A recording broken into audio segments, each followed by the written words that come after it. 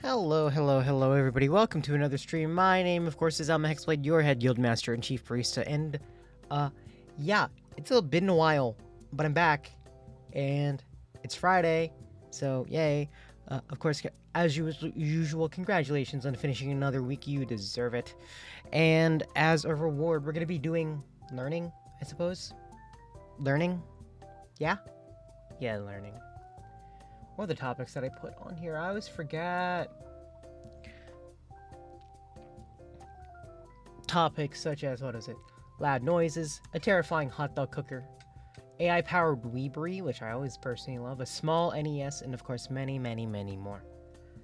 Now, let's see here. Well, I'm also going to apologize in advance for my air conditioner being a little bit loud. It's going to go in and out in order to keep my room kind of comfy for myself. Come on. Speaking of, I should probably put it a little bit lower. There we go. And,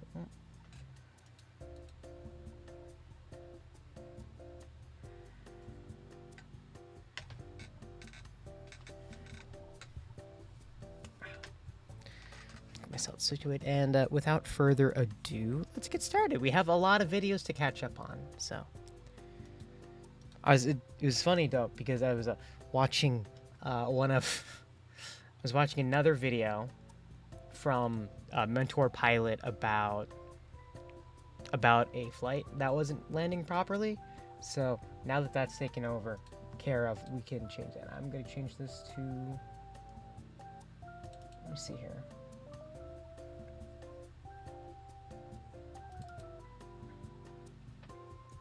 Let's see what art I can change this to. Oh, you know what? The owl.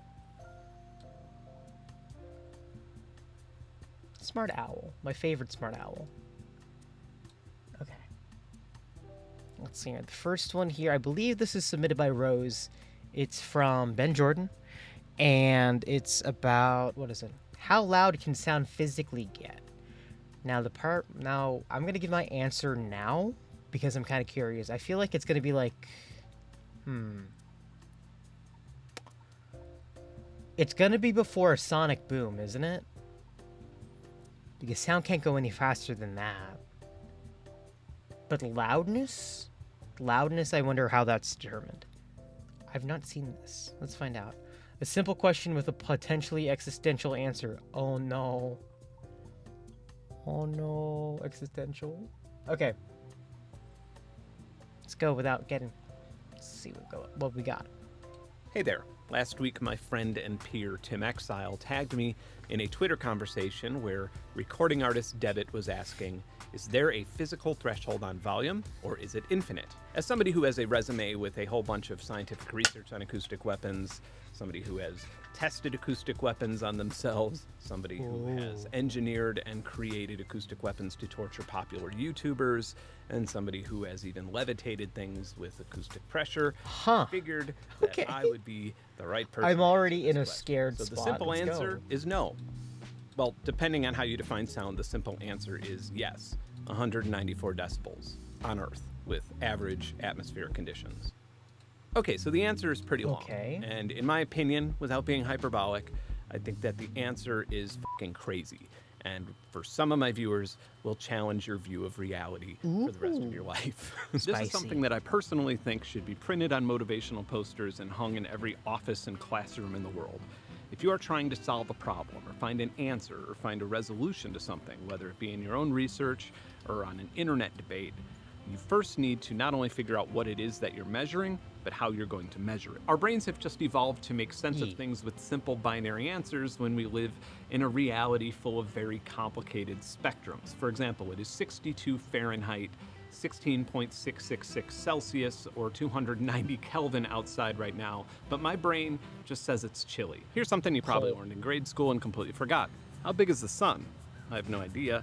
so I'm going to Google it. How big is the sun? And it is apparently 432,690 miles. Oh, it's big. And apparently that's the radius. And why any person casually searching this would care about the radius is beyond me. And it also doesn't say if it is the horizontal or vertical radius. So we need to know the diameter. Wait, there's a difference? Two different answers. The diameter is apparently 864,000 miles or 864,938 miles. And neither one says whether it is the polar or equatorial diameter. All of this will seem a bit ridiculous, but I remind you that the sun is always expanding and contracting at any given point in time. It also has solar flares. Is the sun oblong? It gets even more ridiculous when you realize that throughout the entire time I've been talking about this, we have not yet agreed on what it is that we're measuring. Visible light, ultraviolet light, infrared light, radiation, heat, because all of these things have drastically different numbers. And beyond that, in order to measure any of these things, we first need to agree on a threshold for true or false. Why am I rambling about how big the sun is? Well, we as a civilization decided on decibels as our system to measure how loud a sound is. And it makes the absurdity of measuring the sun seem simple in comparison. By scientific definition, a sound exists solely in your head. A sound wave is just another word for a pressure wave, and the only difference between the two is in the context of how you're reading or talking about it. Visual proof of this can be found in a previous video of mine where I used audio speakers to levitate tiny objects. So let's frame everything a little bit differently. If I clap my hands, I'm pushing air particles into one another at a high speed. A microphone has a diaphragm that catches the compressions and rarefactions of this pressure wave over a magnet. This data is recorded, and then a speaker can reproduce it by creating a similar sequence of pressure waves by moving the cones, which pushes air particles around in a similar pattern that my hands did. These pressure waves also vibrate tiny hairs in my inner ear, and various tones, or time between compressions and rarefactions, are detected by hairs in different parts of this complex passage. It isn't until my brain is involved that these pressure waves turn into sound, as that's what's doing the translation. This makes sound a very subjective thing, so the answer to our original question is going to depend on the individual, but there still is a way that we measure this. I'm sure you've heard of decibels. That's how we measure how loud something is, or how powerful the compressions and rarefactions are in one atmosphere. And one atmosphere, by the way, is a unit of measurement just like PSI, pounds per square inch, or millibar. Decibels are measured on a logarithmic scale, which is a way to understand a huge range of values in a very compact way. And you may have heard something like a 60 decibel sound is twice as loud as a 50 decibel sound. And that is true, but if you were to double the power of a 50 decibel speaker, you would be adding 3 decibels. If you were to double the voltage or pressure, you would be adding 6 decibels. And if that speaker were to just sound twice as loud, you'd be adding 10 decibels. So now you might think we have a 60 decibel speaker with only 53 decibels of power and 56 decibels of voltage and pressure, but that would be wrong, and it doesn't matter anyway, because you can't say anything with any degree of certainty about something that is subjective to the human psyche. Yeah. You and I are probably in agreement that every single thing hard. that you just said is utterly confusing, and let me explain why. It's because our human senses perceive things excellently for the sake of our survival, but poorly for the sake of accurate measurement. And out of all of our senses, hearing by far has the widest range of sensitivity. So with the help of 2 related hypotheses in psychophysics, we have something called the Weber-Fechner law, which provides us a way to translate something subjective like perception into something more akin to scientific measurement. Of course, this is not without its limitations, and those limitations are fascinating on their own, but I'm trying my best to stay on point here, so check this out. Here is a box of 10 dots. Don't count them, just take it all in. Okay, now I'm going to add 10 dots, doubling the amount. Here's a box with 10 dots added. Now here's a box of 110 dots. Okay, now I'm gonna add 10 dots to this one, totaling 120. You see how it populated a little bit more? No, you didn't. This is just how all of our senses work. They're extremely subjective as well as sensitive, and using a linear form of measurement would be utterly chaotic. We also measure things like sound frequency, earthquakes, and entropy on logarithmic scales. We're learning about sounds but today. Not nearly as weird and confusing as they would be if we measured them like we measured distance. By the way, I should point out that decibels do not start from 0 and go up. 0 decibels is just where the average human being's brain stops detecting pressure waves. You may have a neighbor that is is watching TV or having a conversation and you don't hear it. But that doesn't mean that the pressure waves aren't bouncing off of your head. It just means that they are too weak for your inner ear and brain to register. The quietest place on Earth is an anechoic chamber, and inside of it, the ambience is negative 9.4 decibels. So back to the question. We can reasonably assume that Dalia meant volume as in decibels, and we can also reasonably assume that she's talking about above water on Earth. Audio volume is not necessarily limited by our range of hearing, but by how much pressure you can cram into one atmosphere before you start creating a vacuum, and that happens around 194 decibels. At that point, the waveform would physically start distorting, and if I could speak that loud and if you could hear at that volume without going deaf, as the pressure increased, my voice would probably sound like this.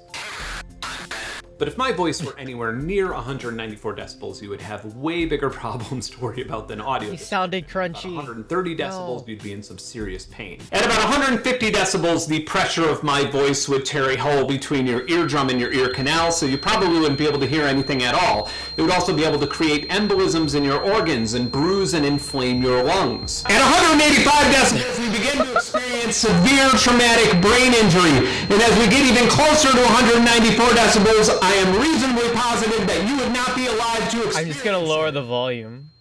I'm sorry for yelling at you. But that was artificial, There is right? something that I need to tell you, though. What I'm saying right now is actually quite a few decibels higher than me screaming at you in the video. And I can because your perception of how loud things are is utter dog shit. In 1883, on the morning of August 20th, He's right. people on a small island near Mauritius heard a very loud bang that they thought was a nearby ship. Isn't it terrifying? What they actually heard was Krakatoa's third volcanic explosion over 3,000 miles away in Indonesia. Oh my god, It what? was the loudest sound in recorded history. The pressure waves that radiated out from this explosion were detected 4 different times as they repeatedly circled the Earth in each direction every 34 hours. This eruption killed over 36,000 people in conservative estimates, and people hundreds of miles away suffered extreme ear injury. This single explosion produced 4 times more power than the largest nuclear weapon ever detonated. This event created tidal waves over 100 feet tall. It immediately changed the geography of the Earth, and it caused a volcanic winter that led to record rainfall levels in California and drastically changed the way that the sky and moon looked for nearly a decade. In fact, the Scream and many other pieces of notable artwork depict the halo around the sun and purple sky at night during this period. And how loud was that? I've read a lot of estimates, but unfortunately the closest data recording was about 100 miles away, and that was 174 decibels. But Wait, didn't Emily? Hold on. Now my brain is being activated like almonds. Isn't that? Hold on. When did Krakatoa erupt? In the 1883. Okay. Hold on. When did Frankenstein? Okay, I'm thinking about the wrong time then. Okay. Because there's another volcanic eruption that caused people to make art stuff. But beyond that, Interesting how decibels that's don't like a really pattern. matter. Keeping in mind that these numbers shift around a bit depending on atmospheric conditions, after 194 decibels, pressure waves no longer travel through air. They displace molecules, and after You can go crazy from that. 150 You are not allowed decibels to or go near so, from it. you lose your ability. I can only to hear imagine how anything. So terrifying maybe perception-wise the it would answer be. to Dalia's question is Like, for sure. about 150 decibels. This is not the case underwater, by the way. When sound or pressure travels through air, the molecules squeeze together and then spread back out, which slows it down. Water, on the other hand, is extremely hard to compress, so sound travels faster and therefore sounds louder. A lot of articles online from seemingly reputable scientific sources say that the call of the blue whale reaches 180 decibels, or that the click of the sperm whale can exceed 200 decibels. But What? unfortunately, they're completely ignoring the fact that the reference pressure is entirely different. I'll spare you the painful details, but with the average reference pressure of water converted to air, if that 180 decibel blue whale were beached and decided to make its loudest groan once again on land, it would be about 125 decibels, which is about as loud as an ambulance siren. So I'll put a link to a PDF way down in the description with some notes and hello, welcome. Expanding on how loud sea creatures would sound while sitting in, I don't know, Red Lobster. By the way, there's recently a research study by Stanford's Particle Accelerator team called Generation of High-Intensity Ultrasound Through Shock Propagation in Liquid Jets, and they pushed sound pressure levels just above 270 decibels. Ooh. And it is believed that this is the decibel limit underwater. We live our entire lives inside a chaotic chamber of pressure waves. But fortunately, we've evolved to have something called latent inhibition, which allows us to discriminate between sounds that we should be paying attention to or sounds that we should be allowing to blend into the background. Let me finish this. Actually, also, let me look at the... Okay. I feel like I should be... Pressure waves. I feel like I should be over here looking at the monitor instead of, like, over here off the side. It's a little bit, doesn't seem right, does it? Hold on, let me adjust my monitor if I can.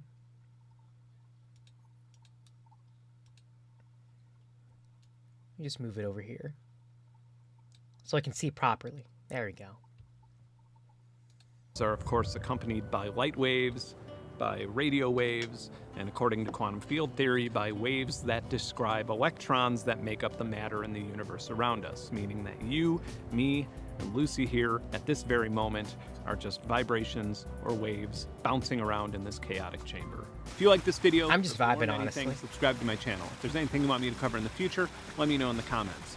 Whenever I try and break free from the pro audio or synth stuff and go into the world of science, I get punished a bit by the YouTube algorithm. So if you found this stuff anywhere near as fascinating as I did, please do me a favor and share it. Also, if you want access to a huge amount of ambisonic field recordings, unreleased music, audio assets, and access to an amazing community that has everything from game servers to monthly songwriting challenges, or if you just want to support me, my Patreon is for you, and you can join in Waves by Dr. Cisco.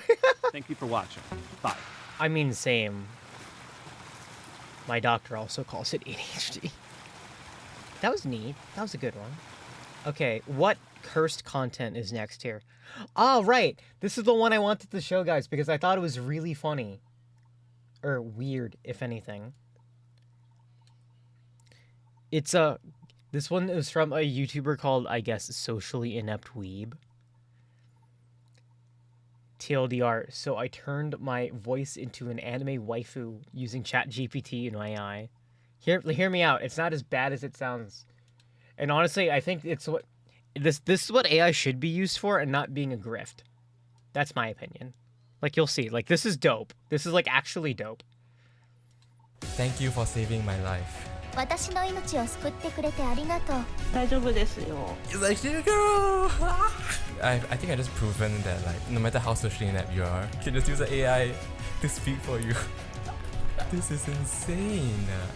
AI generate. It's close. I managed to make whatever I say appear as if it was being said by an anime waifu. And I'm gonna show you how I did it. If you guys haven't seen the first part of this series where I abused ChatGPT for my dumb ideas, I used it to begin coding out an AI chatbot like Neurosama, with the added functionality of being aware of the game it's playing, specifically Apex Legends. However, that's a work in progress and still in its early stages of development. During my research, I came across a couple of interesting applications that could be integrated with the AI chatbot. So I decided to conduct a mini experiment to test these out. You guys already had a small glimpse of what we'll be building in the intro. So let's start off with text-to-speech.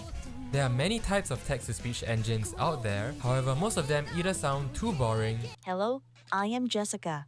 I would like to briefly Or kept behind a paywall. I wanted something free of charge, yet had enough emotional variety to tread the line between a robot and a human voice. Luckily, during one of my daily research routines where I watch a bunch of VTubers, I managed to find what I was looking for. Shigure Ui, someone who actually started off as an illustrator that draws art of VTubers but had so much charm and personality that she became a VTuber herself. In one of her streams, she actually lets her chat speak on stream through a particular text-to-speech program, and it was as entertaining as you would expect. 俺の彼女になれ。原で草。確かに。俺たちがしぐれういだ。違いますけど。俺こそがしぐれういだ。みちゃんよは弱なのだ。さいやまあちゃんと言ってますから。 And that's No, how this you sounds trick fun. a bunch of programming nerds into watching a VTuber clip. My work here is done. You guys can click off the video now. I was pretty We did it. impressed with this text-to-speech system. So I digged a little further and found the app that Shigure used in her stream, VoiceVox, an open source deep learning text-to-speech synthesizer software. And you know what? It's free. Oh my god, yes, finally. Since it's a Japanese developed product, everything is pretty much in Japanese. It has a wide variety of voices to choose from, so I listened to every single type of them, including every single version, multiple times. Nope, I'm not joking. In the end, I chose Moshiko's voice because it sounded the best out of all the choices. You can customize the exact pitch or intonation of every syllable to make it sound extra realistic. However, if we want the chatbot to speak on the fly, we won't have the luxury to use this feature, so the text-to-speech will simply sound a little off at times. While you can use the application by typing in the Japanese text that you want it to say, we want to generate the voice using pure programming skills.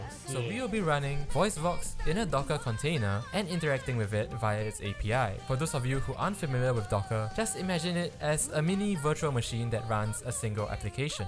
And if you aren't familiar with what a virtual machine is, it's just a mini PC inside your PC. And if you aren't familiar with now the documentation are also in Japanese, and even though I can technically translate it to scuffed English, I have to admit something, guys. I can't read documentation. Whenever I think about, for some reason, I can spend Just like hours me. looking at the documentation and not come any closer to finding the solution. So like any anime protagonist faced with an almost impossible situation, I look to the only option available, my friends.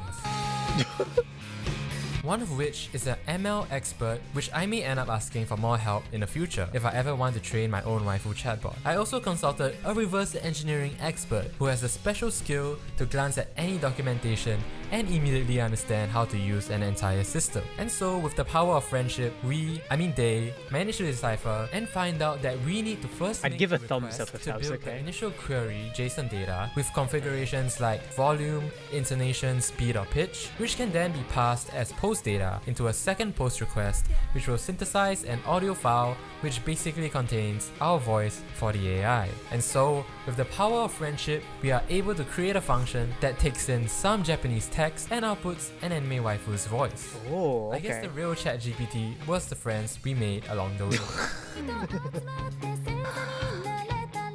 Now the next application I wanted to test is a speech recognition software, and OpenAI, the same developers that brought you ChatGPT, actually made one called Whisper AI. Now this seems extremely powerful, with its ability to decipher speech with heavy accents, with a third of their dataset being non-English, thus allowing it to translate speech even if it's in another language. Just like how we placed our VoiceVox application into a Docker container and interacted with it via API, someone else actually did the same thing and created the Docker image for it, so we can run it and interact with it in the same way that we do with VoiceVox. Pretty impressive stuff. But for now, let's just see how we can use it to convert my speech to text. Usually in-game, there's a push to talk button that you can hold down to speak to your teammates. I want to repurpose this functionality such that my Python application will listen to my mic when I hold down this key, save whatever I say into an audio file, which I can then pass to Whisper AI. Now I know ChatGPT is probably feeling a little lonely after all this while, so I decided to give it a chance to code this part of our application. And so the back and forth of providing it the error I face and ChatGPT providing a solution occurs for about a few times before it finally works. I'm actually Now, if surprised you that have this been does paying in fact attention work. up to this point in the video, you'll probably have a pretty decent idea of how everything is gonna come together in our mini experiment. There's just one final piece of the puzzle to solve. VoiceVox takes in Japanese text as input to generate our waifu's voice. However, if you try to pass it English text, it comes out like this. HELLO HAU AREU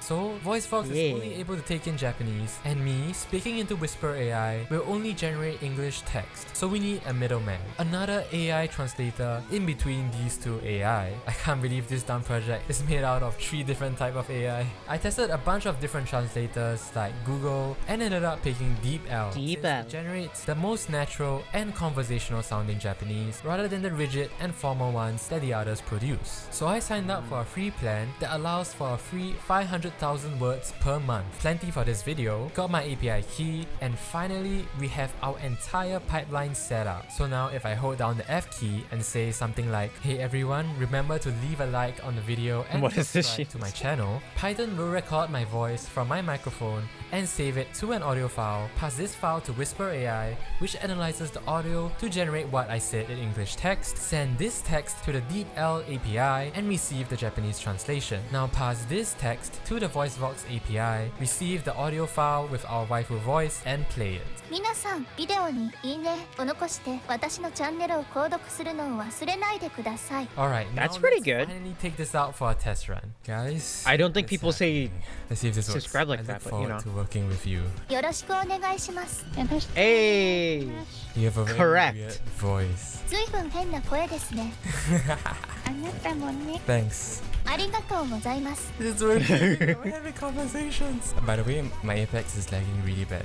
I got a slight feeling that my Python program in the while true loop is using up a lot of my resources. No, actually no, that's just my Wi-Fi, right? That's just my ping.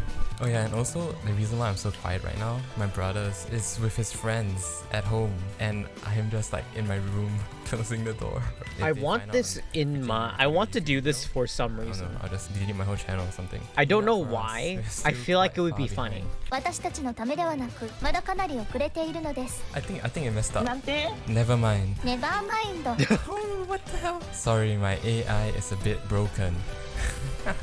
すみません。私の AI は少し壊れています。 And also the reason why I'm saying it That sounded so slow, pretty good, trying actually. to pronounce everything properly is because I'm afraid どこ行き Whisper. ます Wait, it's actually a go. What the hell? Anywhere is fine.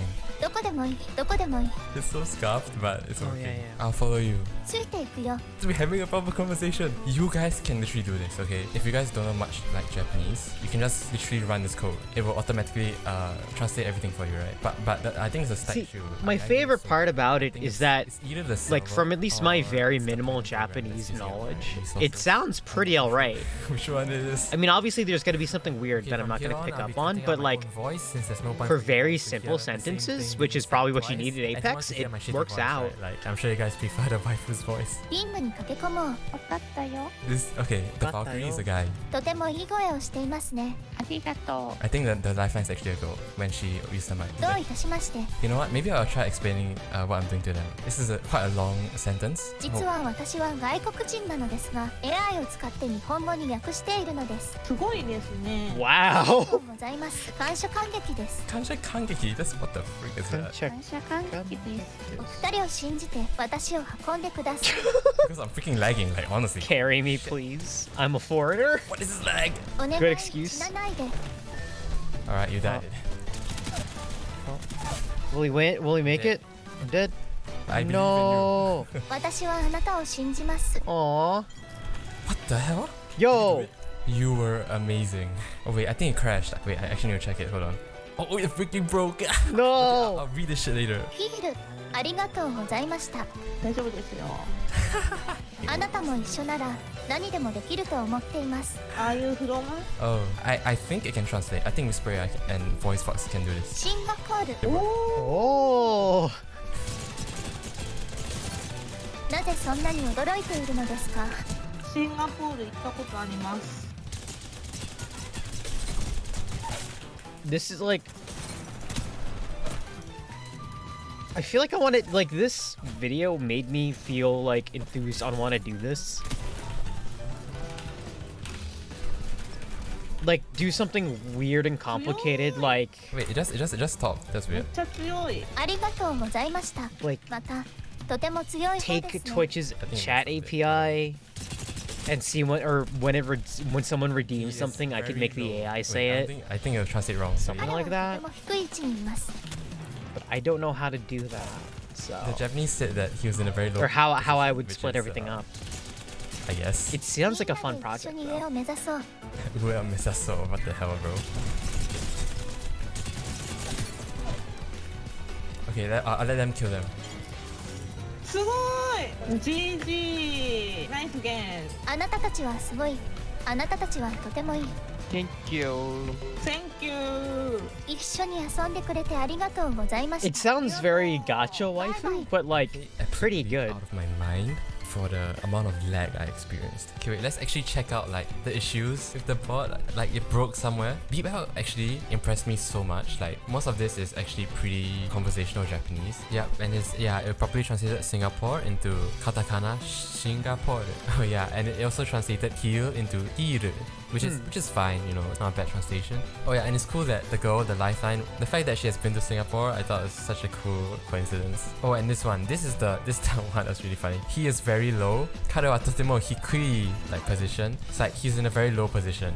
I mean, yeah, it makes sense. He's very low in normal context. You would think that he's in a very low position, which is why I think DeepL translated it like this. This is a very gaming slang term, so I should not have said it like that. I should have said something like he is in a very low health or something like that. Well, that was an experience. I hope you guys enjoyed this video. Honestly, if you guys have seen my other videos where I play with random Japanese players, some of which are actually VTubers, you know I don't really need this AI translator to talk to them, but maybe I can open source the code so you guys can use it to play in the Tokyo servers. And not just Apex, you can use it in other games like Valorant as well. However, I'll probably need a way to translate any Japanese voice chat to English and display that to the user so you guys will understand what they're saying. I'm only just realizing that this project actually has the ability to overcome the language barrier between English and Japanese speaking people, huh?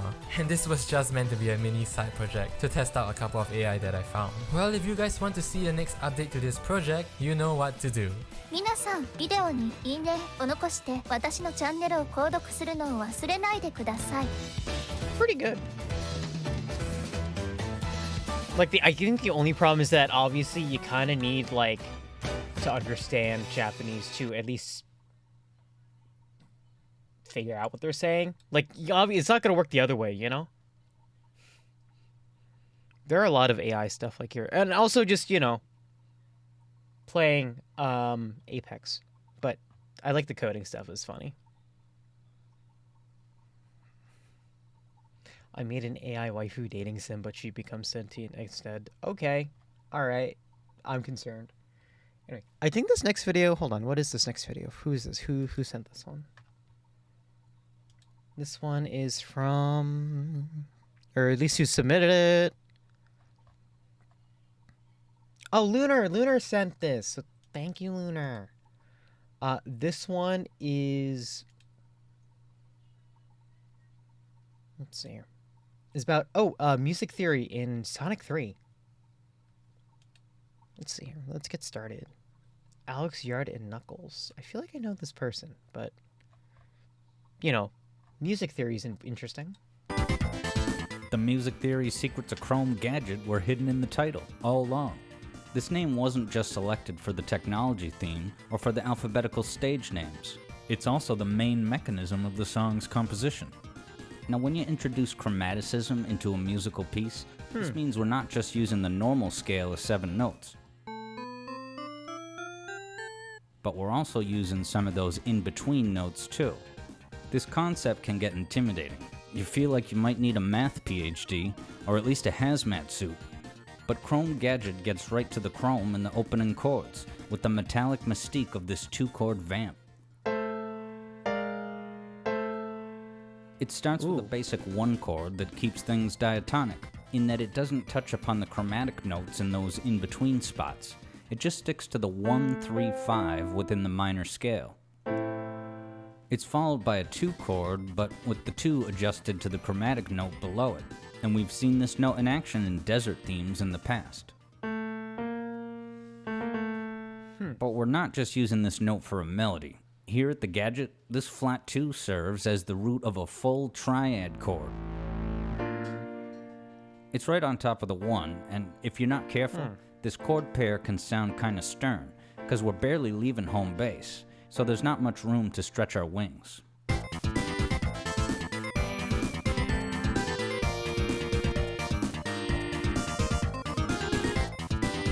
That's why it's remarkable that Chrome Gadget's arrangement is able to overcome this association, especially since the lead melody during this chord makes it a point to touch upon all 3 notes of this triad. Somehow, even that flat 2 sounds friendly.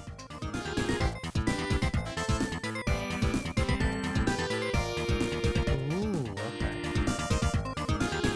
But hold on, if the chord's moving up by a single semitone, why does the bass make it seem like we're moving downward by a tiny inch instead of up?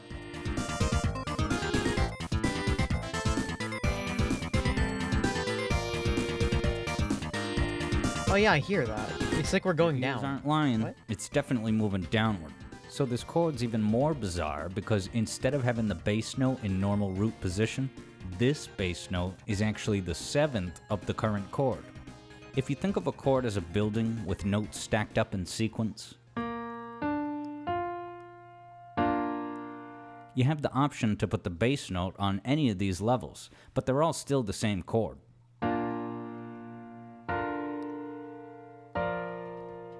If you're feeling ambitious, you can reach even higher to the 7th, but it gets much harder to stabilize, because like, if you were building a big building, would you want the foundation underneath to be the size of this upper portion? Not typically.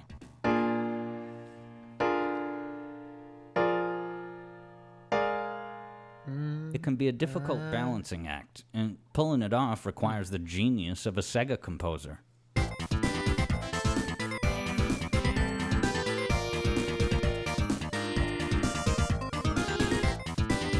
If the bass I'm note trying to had hear the gone bass up in it. with the chord that one notch instead, it might have risked too much stern gloom. You be the judge.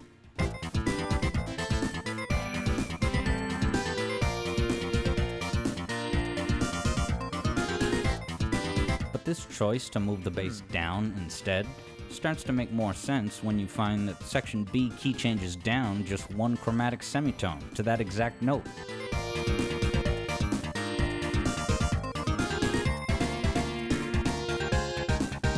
Ooh, okay.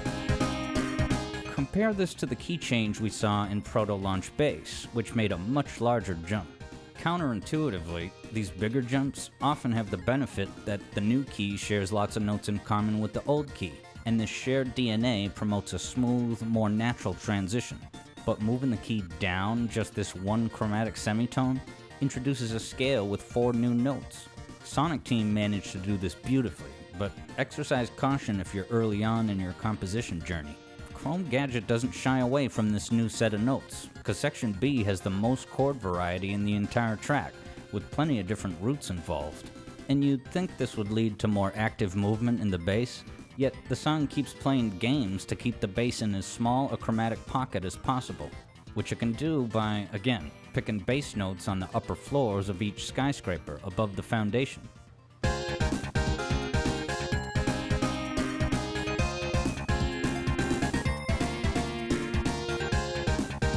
This makes the bass teeter back and forth.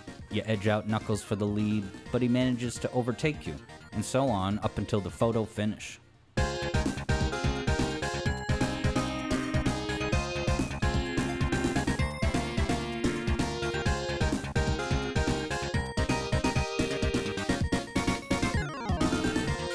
And half the reason Knuckles takes the lead back is because you get tripped up in this level's gimmicks.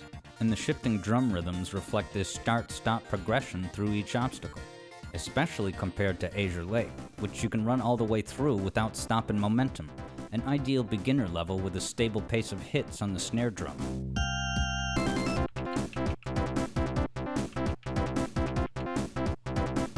But Chrome Gadget's hazards put you through the ringer, and Section B especially has a start-stop pattern showing how this stage doesn't allow for a simple stride through.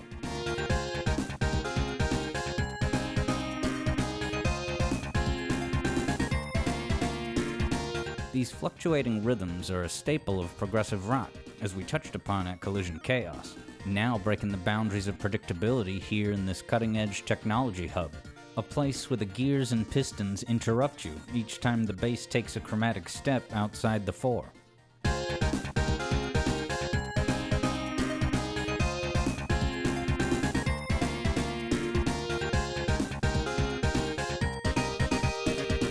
But there is light at the end of the tunnel.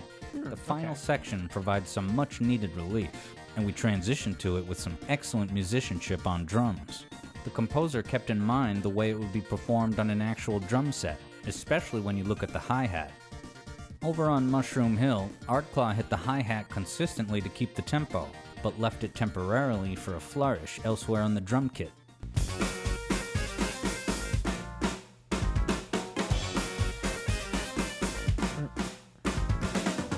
Some of the more elaborate drum parts here at the gadget also break from the hi-hat to bang out a transitional snare fill instead.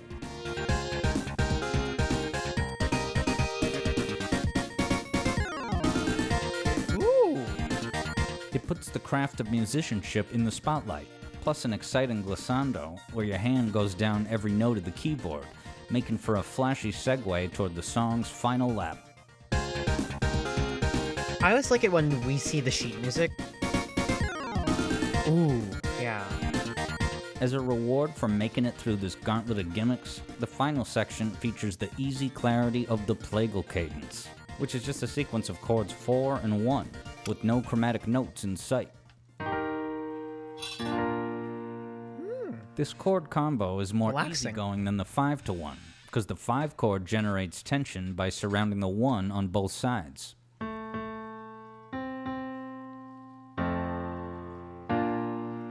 But the 4 chord contains the 1, which helps each chord slide more effortlessly into the next.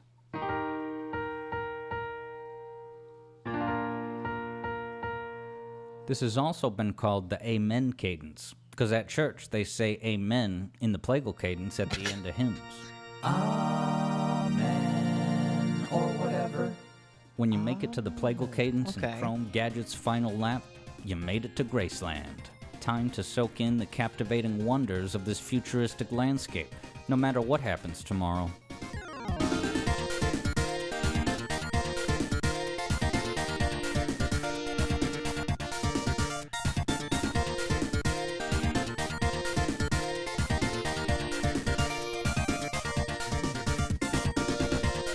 And if it feels like you're gliding on a merry-go-round, you're on to something, because this shares marked similarities with Proto Carnival Night, and they could have been written by the same composer.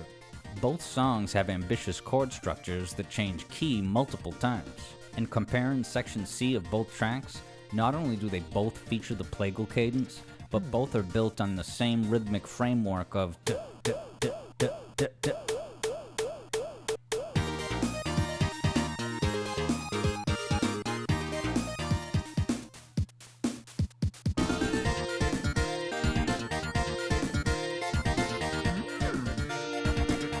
But unlike the Carnival, this song's complex theming can't bear to give us a purely straightforward conclusion, because even this plagal cadence insists on a chromatic caveat on bass.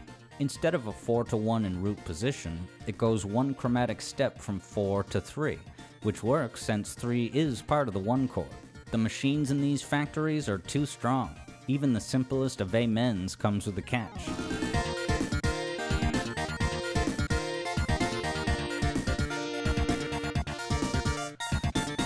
Like, as much as I pretend to understand music theory, I do enjoy it when I hear someone talk about something and then immediately, like, play it for me to hear. Because it feels like at least I have, like, understanding of what's going on. It's harder with real music for YouTube videos, especially because listening is a easy copyright strike or whatever. So, at least in video game music, it's more, less litigious, I think. Hypothetical bass alteration to root position on the 4 and 1 instead provides a more robust conclusion. Imagine if they switched the bass to root position in the ending credits medley.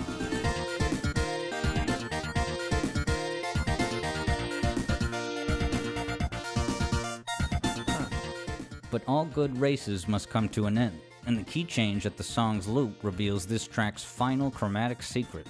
Section B key changed a semitone below the original tonic, with Section C key changing to a semitone above it. Again, showcasing the impressive feat of confining a ton of action within a tiny chromatic pocket.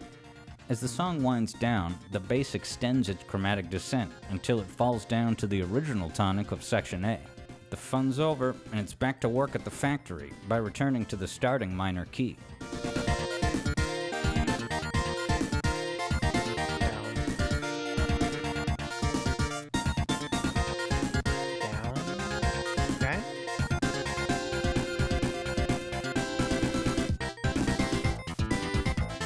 There's the loop. The 5 competition stages may not have an overt storyline, but there's an implicit thematic flow, similar to the way songs are ordered on an album. New beginnings and the genesis of life's adventure. the wonders of childhood and the excitement of new frontiers. Growing jaded by society's technology descent toward automation. A desert retreat on a spiritual quest for answers and meaning. Are those clips And a from The nostalgic look Sopranos? back on it all. Oh, those are And this clips from The jagged Sopranos. depot at the center of it all broadcasts a consistent signal on the 5, reaching all districts of the floating island.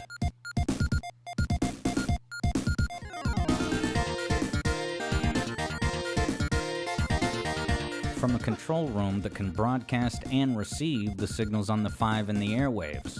Is that an incoming SOS from the mountains?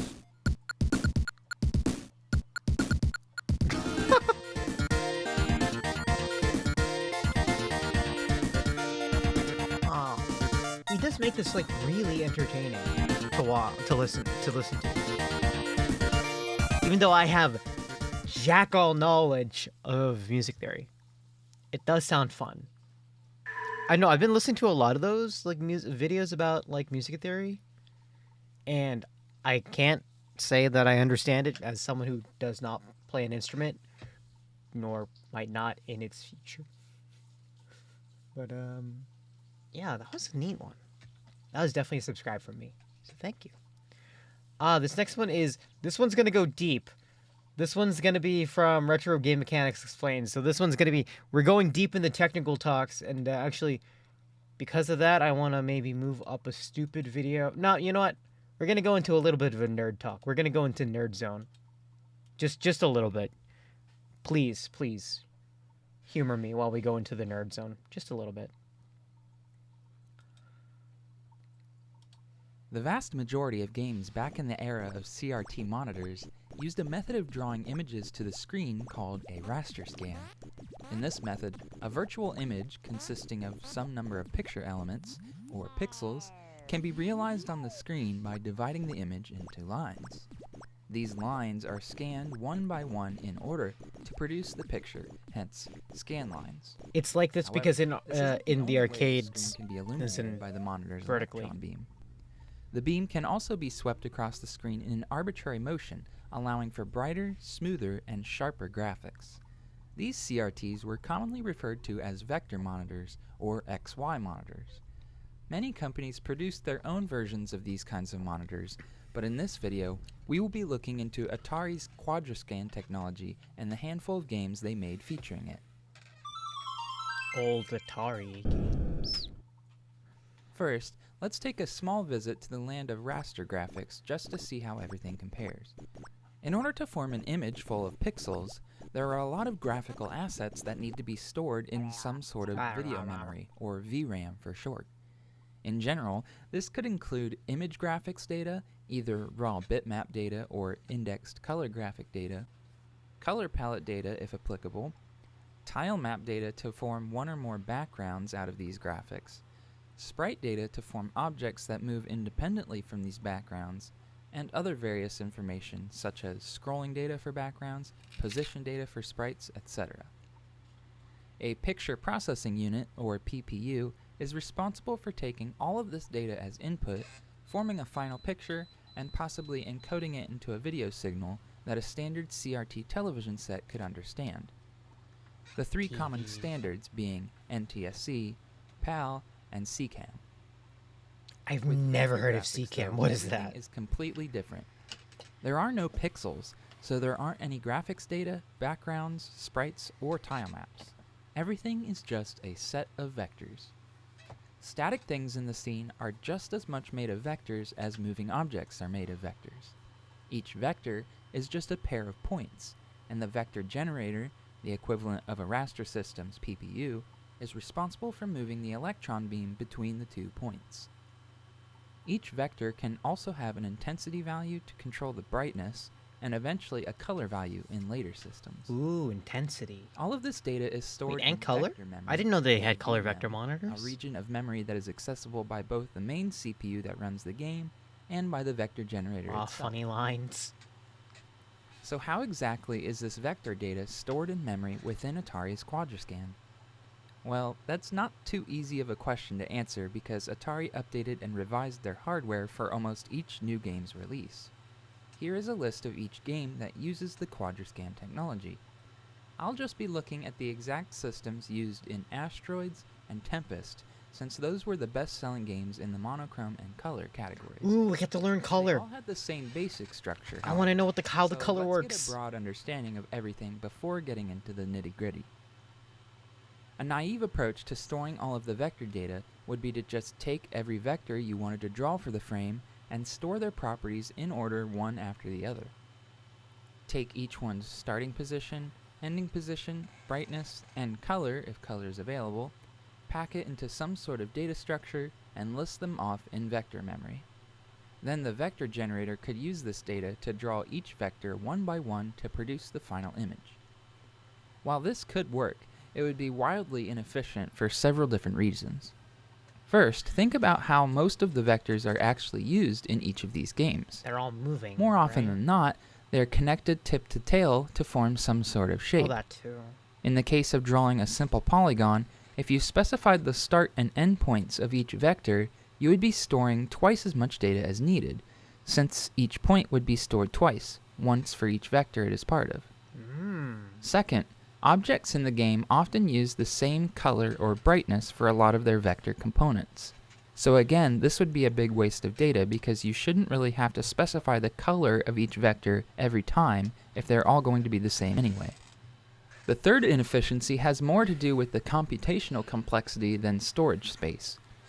Think about if a game object moves around or changes size without changing its shape. Each frame, every single vector's coordinates would have to be updated. If there are a lot of objects moving around, or if the object was composed of a lot of vectors, this could be a very logistically, large that would amount be of data to computational. update every frame. So it would probably not be a good idea to store each vector's absolute positions on the screen if possible. This is Do they why make vector memory doesn't include a objects? list of vectors to draw, but instead a list of instructions on how to draw all of the vectors. In okay, this way, I was close. the vector generator is a sort of processor with its own fairly small instruction set. With just a handful of commands, the amount of data and computations required to draw all of the vectors on the screen is much less than if they were all specified one by one.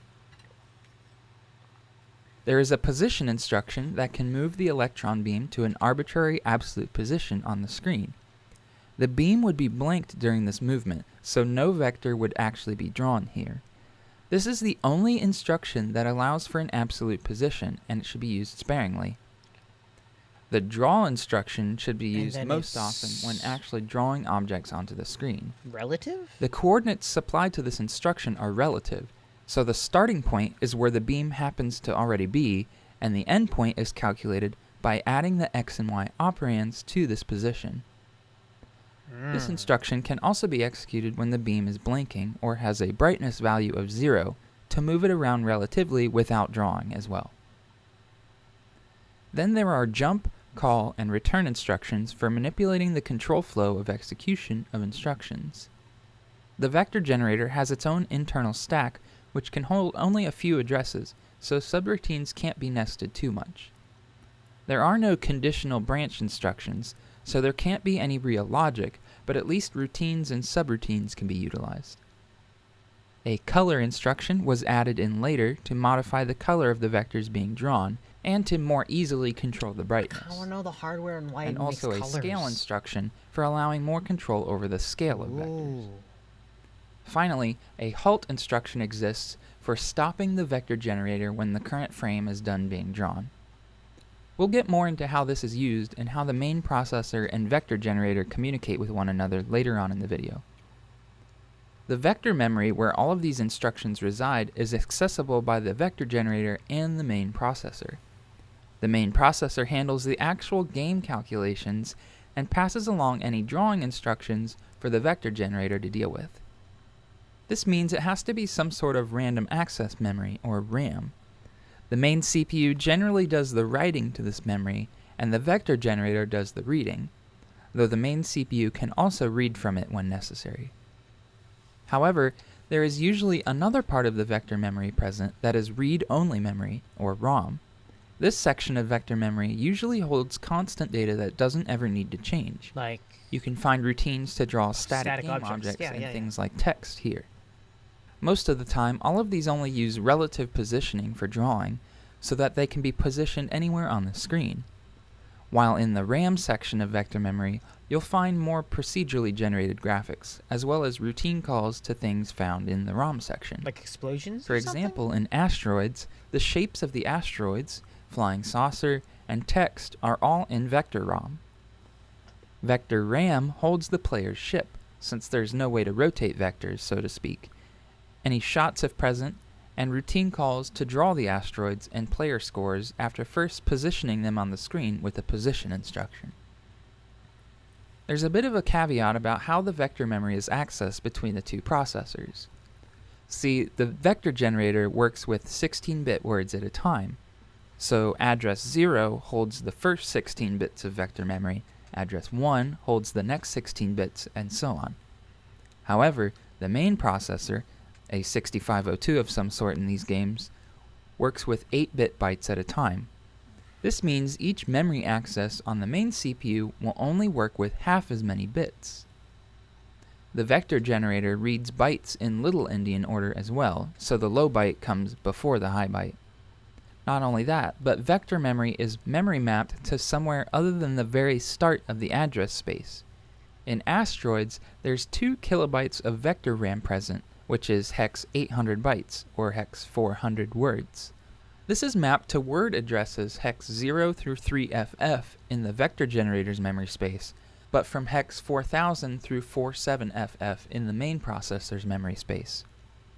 There are also 2 kilobytes of vector ROM, mapped to hex 800 through BFF in vector generator space, but to hex 5000 through 57FF in main CPU space. In Tempest, there is twice as much of each, or 4 kilobytes of ROM and RAM each, hex 1000 bytes, or hex 800 words. 4 kilobytes of storage. These are mapped from hex 0 through 7FF in vector generator space, or hex 2000 through 2FFF in main CPU space for RAM, and hex 800 through FFF in vector generator space, or hex 3000 through 3FFF in main CPU space for ROM. Each game is mapped differently like this, which can be pretty confusing when trying to work with multiple games at a time. There are also 3 important registers that the main CPU and vector generator use to talk to each other in conjunction with the vector memory. Well, really, they don't talk to each other, it's just the main CPU telling the vector generator what to do. The first pair are the go and reset registers. When the main CPU writes to the go register, the vector generator will start executing its vector code at vector memory word address 0. And when the main CPU writes to the reset register, the vector generator will stop executing code, as if it just ran into its own halt instruction. The last register, the halt register, not to be confused with the halt instruction, can be read by the main CPU to see if the vector generator is currently running code or if it has halted. These registers are important because care should be taken to make sure the vector code is not being executed by the vector generator when the main CPU tries to modify it. This is especially important because the main CPU can only write 8 bits at a time, which is half the size of the vector generator's word size. In the worst case, the vector generator could run a bunch of errant instructions and draw a bunch of nearly garbage forgot. to the I'm screen. sorry, Rose, we're back. Let's see how this problem is handled. It's in fine. practice. It's the Most first of week the back after a Quadriscan while. games use a I sort of understand. double buffer technique. In Asteroids, the very first vector instruction in vector memory is a jump instruction that jumps to either address hex 1 or 201. These two addresses hold 2 nearly identical lists of vector generator instructions, commonly referred to as video lists. One video list is used for even frames and the other is used for odd frames. This way, one list can be modified or rewritten while the other list is being drawn to the screen. Once the main CPU is done with all of the game calculations, it spins in a small loop waiting for the vector generator to finish its work. Once it's ready, the jump target is swapped to the other memory location, which will be treated as the active video list. The vector generator is started via the go register and the new list will be drawn. The old area is now ready to be set up for the next frame. Let's go over how each instruction was encoded, since there were only 7 of them in Asteroids and 9 in Tempest. The first is the position instruction. This instruction has the opcode of hex A and includes a 10-bit X coordinate and 10-bit Y coordinate to use as the location to move the scanning beam on the screen. The bottom left corner of the screen is treated as the origin, and the top right corner is the maximum value of 1023-1023. Then, a 4-bit global scale factor is also specified and applied to any vectors drawn after this instruction. The draw What's the instruction scale has function two do? varieties, a single word version and a double word version. The double word version has opcodes 0 through 9 and allows for specifying an 11-bit sign and magnitude x and y value for calculating the vector's coordinates. This is also where the 4-bit intensity is stored. A brightness of 0 would not produce any light at all, and a brightness of 15 is the full white color. Anywhere in between are shades of gray. Another 4-bit local scale factor is found here as well, which is limited to 0 through 9 since this is also the opcode of the instruction. The global and local scale factors are used together to calculate the final relative coordinates of the vector using this formula. The x and y axes both use the same scale values, and the final result is not limited to an integer value. Okay. Also, this intermediate sum of the two Math. scale factors cannot exceed 9, since this is calculated using binary encoded decimal, and having a carry here just makes the sum act as if it were 0. It can overflow from 15 back to 0 and work properly again, which is an odd quirk. The single word version of the instruction has opcode hex F and only allows for a 3-bit sign and magnitude x and y value, a 4-bit intensity value, and a 2-bit scale. The final coordinates are calculated a bit differently when using the shorthand version of the draw instruction. Again, this intermediate sum can't exceed 9 for the reasons stated before. I don't think I got into the jump one about the instruction FPS has footage. opcode hex I E don't remember. and simply has a 12-bit value which directly corresponds to the 12-bit word address in vector memory of the instruction to jump to. Okay. The call instruction That's has a opcode jump hex function. C and is formatted exactly the same way. The return instruction uses opcode hex D and has no operands, so all of the other bits are ignored. Similarly with the halt instruction, it uses opcode hex B and has no operands. By the time Tempest was released, the instruction set was altered slightly and all of the encodings were changed. Where's the biggest color? changes were the scale being pulled into its own instruction, as well as the introduction of color.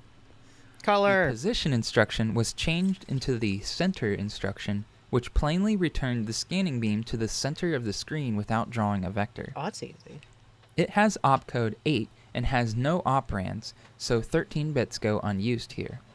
This is the only absolute positioning instruction now, so in order to get the same functionality as the position instruction, a draw must come after center with an intensity of 0. Oh, that's weird. Okay. The draw instruction still has two versions.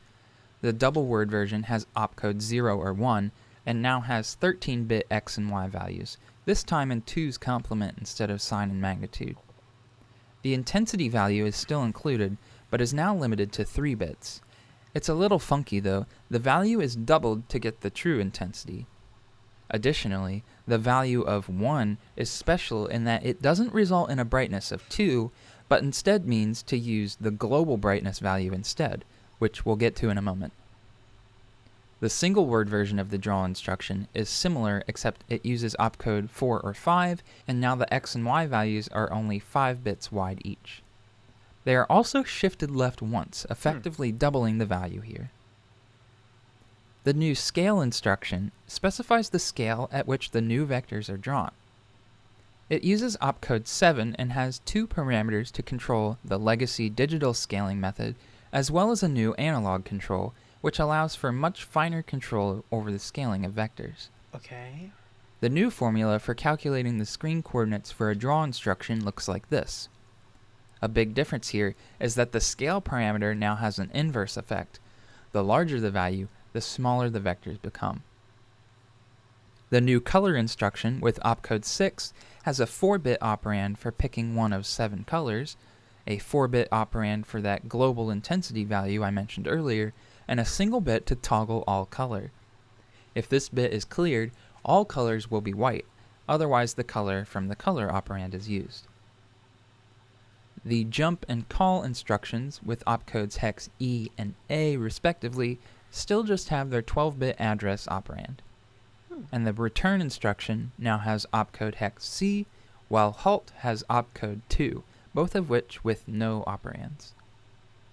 Even though this version of the instruction set has more kinds of instructions, it ultimately resulted in more efficient code, mainly because the shorter draw instruction had 2 extra bits of precision for the x and y coordinates for each vector.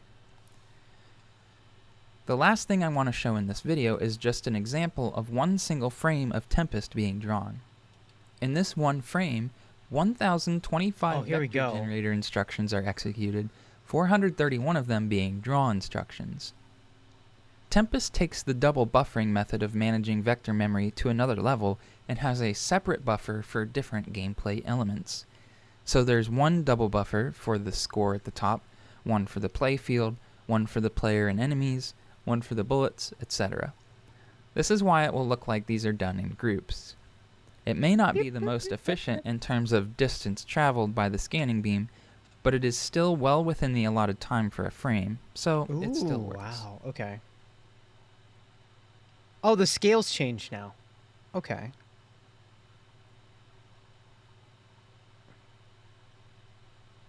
So, okay, so scales for precision, I see.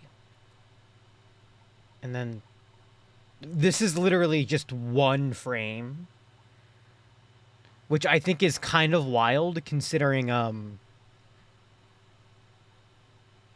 it's one frame. This game runs at, like, how fast does this run? Like 30, 60? Like, all these commands in the span of what? Like 30 milliseconds, 20 milliseconds-ish?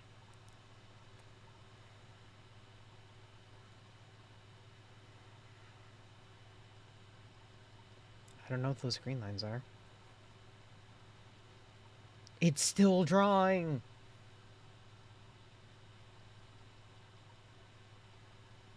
Oh my god. Thank you for watching, and I hope you enjoyed this video. If you would like to support the channel, I encourage you to like and share this video with someone who may That find was it a lot, interesting and it was fun. super cool. Retro Game Mechanics Explained also has a Patreon and Subscribestar page if you're feeling generous. Please stay tuned for more breakdowns and explanations as we head into the new year. Like, it's so good footage. Okay. Next one, we're going to go a little bit more ahead empty. Don't worry. We're not getting too complicated. It's going to be about... it's going to be about making the world's smallest NES, and not, like, in a cheaty way. It's going to be, like, with, like, real Nintendo hardware. So, like, it's legit, you know? Let's watch. I also love Macho Nacho. Their channel's great. Someone Tito's has taken an original NES and shrunk it down to the size of a Game Boy. And before you scoff and say, oh, that's just another emulator handheld, I'm here to tell you that it's not. This project was created by Red Herring 32, and it uses the PPU and CPU from an original NES console, but he made those components smaller too by manually shaving them to a super tiny size, going from this to this, so that it can fit into this handheld form factor. This is the Tiny Tendo, and it's pretty incredible. Oh, is this peaking? Hold on. My bad. Sorry, I heard it peaking. Oh, you're here for this? Yeah, no, this one's like... This is a project I don't think a lot of people would do, but I'm very impressed that people would go for it. It's a very much just because we can and we think it looks cool mentality, which I'm always down for. Hey everyone, how's it going? My name is Tito, and welcome to another episode of Retro Renew. Today, I am super excited to share with you a project that I've been following for over a year, and that's been in development for over 3 years. This is the Tiny Tendo, a fully functioning Nintendo Entertainment System with the same overall footprint of a Nintendo Game Boy. Small Tendo. What makes this project even remotely possible is the shrinking down of the actual brains Yeah, of no, the NES. it's easy. It'd be The so much CPU easier to and play CPU, like or picture processing unit. It'd be so much easier to just give up and use like, yeah, let's just put it on an emulator or like let's put it on a tiny thing. Like anything can play Nintendo games these days. Like my graphing calculator could play Tetris and Mario. It was great. But no, let's just take the hardware and see how small we can put it. And the central processing unit. These two chips are what make an NES a NES. Now, this project comes to us from a well-respected member of the modding community by the name of Red Herring 32. By day, he works on his farm doing metal and woodwork, and by night, he tinkers with electronics, working on some pretty amazing projects. Red Herring 32 is a self-taught electrical engineer, getting his start by learning how to solder mods to his original Xbox, and from there, things spiraled out of control. With time, his projects Big respect became for being more self-taught. ambitious, one of which you may be familiar with, the OpenTendo, which is an open source hardware reverse engineering and recreation of the original 1985 front-loading NES motherboard. And it was that project that laid the foundation for the Tiny Tendo. From day one, Tiny Tendo was always an intended extension of the OpenTendo project, and it leverages heavily from the project's findings. Through his work on OpenTendo, Red Herring 32 gained intimate knowledge of the NES hardware, enabling him to shrink down the NES motherboard to its essentials and make it into this small little handheld device that you see right here. Believe it or not, the small motherboard of the Tiny Tendo does everything the full-size original version is capable of. Red Herring 32 poured 3 years of development and thousands of hours into making the NES into a portable handheld. Now, you may have recently watched the gaming historian's coverage of the BDL Express, which was a similar concept to the Tiny Tendo in that it was a portable NES. In that video, it was touted that the BDL Express was able to get the NES motherboard shrunken down from a 6x9 footprint to a roughly 3x5 inch one. While this was an incredible feat in and of itself back in 1990, Red Herring 32 trounced this by making his fully featured Tiny Tendo motherboard a mere 2x2.5 inches. Heck, the Tiny Tendo motherboard is smaller than the original Game Boy DMGs. Talk about small. Actually, incredibly impressive. This thing is tiny, but what enables this device to be this small has to do specifically with the PPU and the CPU. Now, looking at these chips, they're rather large. They need to be smaller to fit into the overall smaller package of the Game Boy shell. Red Herring 32 was able to modify these chips so that they're roughly 1 square centimeter, smaller than the tip of your finger. But we'll get into that a little bit more later on in the video. The Tiny Tendo is truly a project of passion and love for not only the NES, but handheld consoles as well. Red Herring 32 as a kid dreamed of being able to take the home console experience of the NES on the go, and with the Tiny Tendo, I think he accomplished that goal. Alright, so in this video, I'm going to go over all the parts of the Tiny Tendo that makes this project possible. Then I'll do a brief assembly to show you how it all comes together. I'll go over all of its features, review the pros and cons, discuss the future of the project, and of course provide you with my overall thoughts. So Red Herring 32 actually sent the Tiny Tendo to the channel in a really cool custom box that almost looks like a retail product. And funny enough, if you scan this barcode using the Amazon app, you get a little Easter egg, some boneless herring snacks. Anyway, opening up the box and removing its contents, you see that there are quite a few parts, so let's go over each of them individually. I first want to talk about the motherboard. It's easily the most interesting part of the Tiny Tendo and really what makes this project possible. Now, like before, I'm like amazed at how small it is still.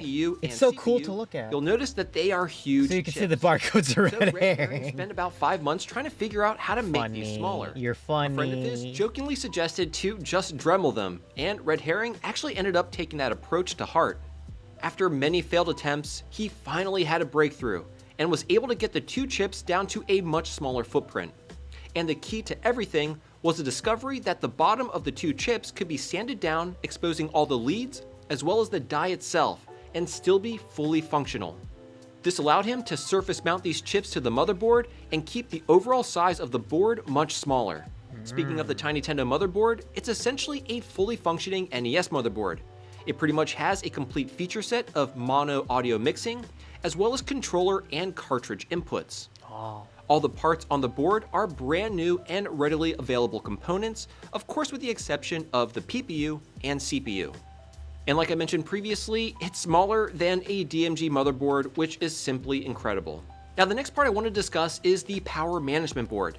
It handles charging of the two 18650 lithium-ion batteries via USB-C and allows for charging while playing. It handles all the voltage regulation for the entire handheld and holds both the power and reset buttons. Let's go USB-C. This here is the LCD driver board. Yay. It's a commercial off-the-shelf part that requires some modification. The first mod adds brightness control with this little board that was actually developed for Red Herring 32 by Yveltal Griffin. It uses an Atney chip with custom code written by Yveltal as well. Another thing that needs to be done to the LCD driver board is that it must be modded to run off of 5 volts instead of the 7 to 12 volts it previously required. This is done simply by removing a diode and adding a wire. And lastly, we need to add this custom video amplifier to boost the composite signal from the TinyTendo so that it's usable by the LCD assembly. This is accomplished by this L-shaped custom board. This next part here is the button PCB. This contains the same exact circuitry as an original NES controller. That one just looks like custom. To design this board, Red Herring I wonder what the leveraged chip his is work there. from another one of his projects, the PicoPad, which is a hilariously small, fully functioning NES controller. Oh, that's stupid. Now, of course, no. Oh, that's handheld is stupid. That's completely really without funny. audio. So Red Herring designed his own custom audio board, which uses. Hold on, wait. I want to look up the PicoPad. That seemed really stupid. Like stupid in a funny way.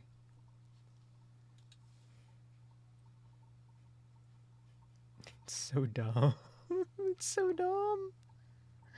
It's the size of a quarter. Has anyone actually made this?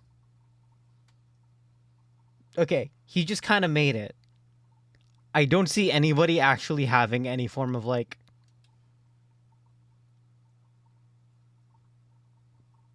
There's no information on it. He's just like, I made this. Uses a mono amplifier chip to boost the output audio of the TinyTendo. It also incorporates a switching headphone jack, which disables the speaker when headphones are plugged in. Hello. And the last Hello. item is the cartridge slot PCB. This uses a new off-the-shelf 80-pin connector. Because the NES only uses 72 pins, the additional 8 are used to triple up the power pins. This connector allows the pinout of newly designed cartridges to be identical to that of the originals. And speaking of the cartridges, since the TinyTendo is small, well, the cartridges need to be small also. This is where another familiar modder comes into the picture, Bucket Mouse. If you're an avid viewer of the channel, then that name probably sounds familiar. I recently covered the DMG Color, which was a very cool project created by Bucket Mouse. And before he embarked on the DMG Color project, he worked extensively on reverse engineering and improving retro game cartridges such as the Super Nintendo, Sega Genesis, and of course the NES. So Red Herring 32 reached out to Bucket Mouse. This is a level of like in modding that it just kind of makes me happy TinyTendo that they just NES want to cartridges. improve these old things. He rose to the occasion and certainly delivered. He designed several board types to showcase what is possible with TinyTendo. These carts are built to be the same size as the ones for Game Boy, and as you can see, significantly smaller than their NES counterparts.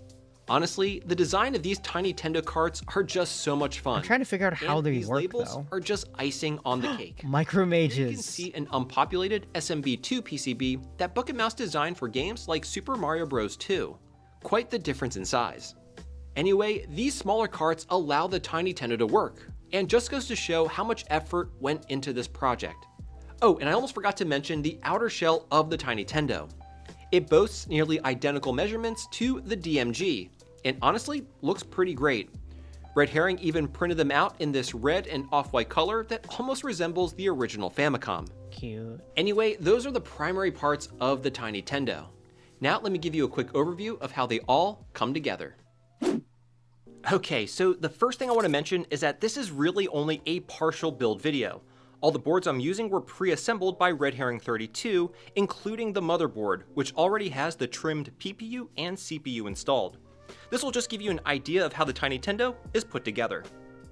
So we're going to start by populating the front shell by dropping in the LCD panel. This is followed by the LCD retaining bracket. Hey, kind of related, but sort of not related. Would you guys be interested in a stream where, like, I mod my Game Next, we're going Boy? to connect the driver Like, I board mod my to the Game Boy LCD to have, like, cable. all the cool stuff into it, like metal case and all that? I could also maybe try and do it with my Switch, with like all metal switch, like an all metal Switch build. I think the problem is I'd be volume running thumbnail up goes into in money next. issues. These are secured with 2 screws, and I I have to think say it'd that be the fitment is a bit tight. Would you be interested The in a bracket seems to stream? bend Yes. just a little bit to hold them in. Then on the other side, we're going to do the I same think the only thing with the I would LCD be brightness missing thumbnail. is some parts from like AliExpress. So I might think about Now it. we're going to go ahead and drop in all the buttons and membranes, as well as the speaker. Funny playing. Oh, these are Then these we're are gonna Game Boy drop in Advance the parts. audio board. We want to install this before the button board, otherwise we may run into AliExpress some stream. Alma, can you help fix my Switch? What happened to your Switch? Now we can install the button What's the board. problem with it? I really like how Red Herring made this whole build very modular. Everything goes in very nicely. Look how organized the build is too. Everything's separated. But it Before still fits in proceeding, the let's size give of a all the goddamn buttons Game a Boy. quick test to make sure that they feel okay. Now we're going to start to assemble the rear shell. The first thing we're going to install is the cartridge slot PCB. The custom cartridge, like the smaller cartridge slots that are Then electrically go ahead and the insert same the flex ribbon as shown, is so with cool. the other end connecting to the motherboard. I swapped It up may the be helpful touchscreen to put a process, crease the in the ribbon ribbon if it's cable. stiff like the one that I have. Little white thing on the connector snapped out. And after the ribbon is secured, fasten the motherboard to the shell using the 4 M2 screws. Okay, Rose, for what you described, Next, we're going to want to place the reset button into its opening prior to installing the power management board behind it. And once it's in, we can slide in the power board as shown. what you described about the Joy-Con rail thing, you might have broken it, so you might need. So you said you broke the connector.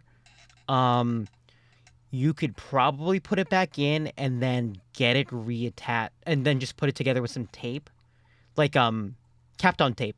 Just just tape it in place and see if it works. About the second thing, yeah.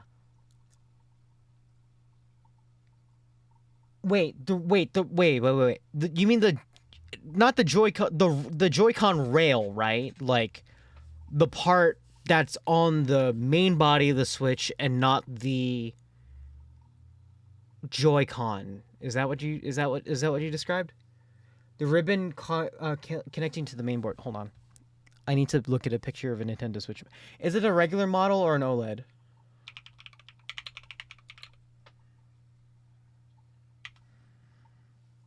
Regular? Okay. Sorry, I'm gonna look this up for technical support. I want to see what an original motherboard looks like.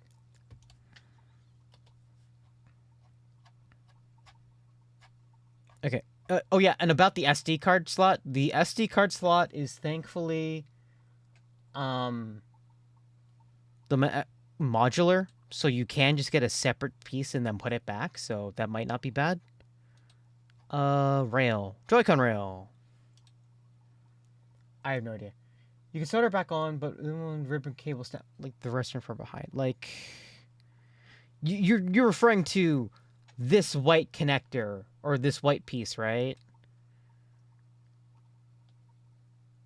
The cable itself. Did you like rip the entire white bit off, or the hinge on the right connect, or like the little plastic black hinge? Oh, next to the battery thing. You mean you're looking over here?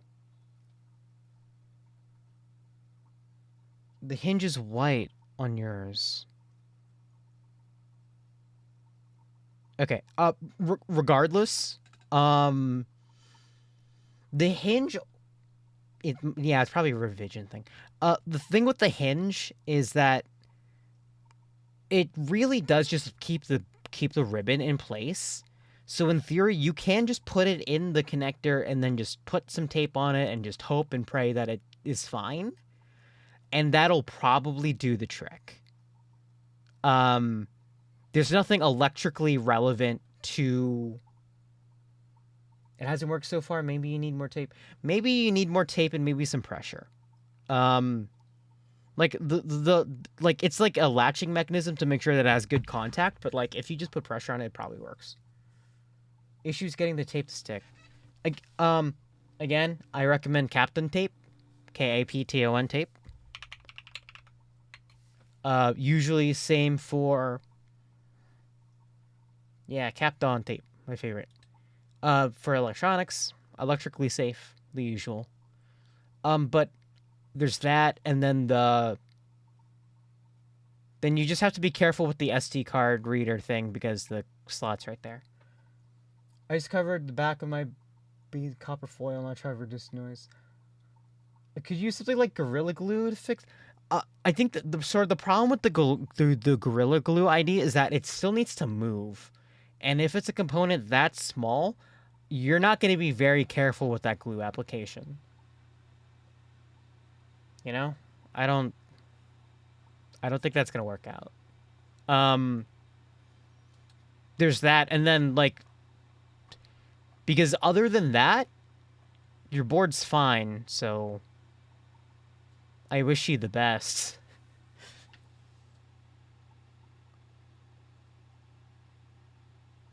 You have a worn screw. Oh no. I'm gonna wish you the best because, yeah, no, being careful. It's always hard to fix this shit up, especially when you have to deal with stuff like stripped screws and bolt. Like, let's just be real, nonsense. You literally drop your face on it. Oh no. Like, there's a lot. There's a lot that you have to be careful with. I was personally I've repaired phones for a while, like iPhones. So this is like I know how careful I need to get with this type of thing. But if something's broken off, you might just be screwed. Because any amount of soldering is like that's really complicated. And I mean, hey, thank goodness they sell like just Switch motherboards. Like, I don't know. Like, they have them. They have them, and in theory, you could maybe get them for parts or something. I don't know.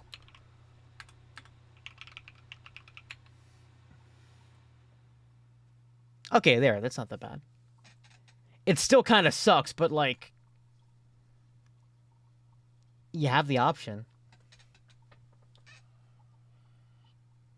Wait, is the stuff I used on my base Kapton tape? Should I use that? Kapton tape is, think of it as, like, anti-static.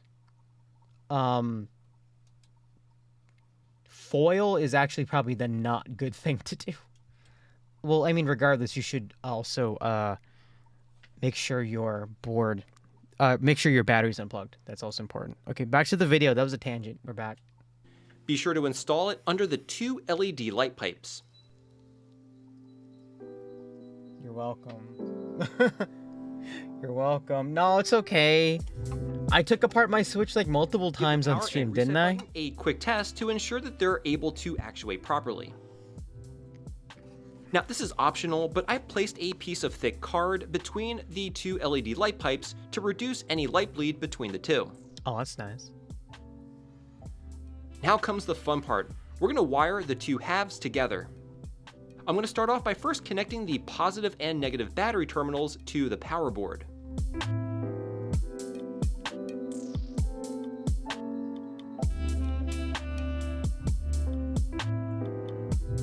Then I'm going to proceed by wiring up all the button controls.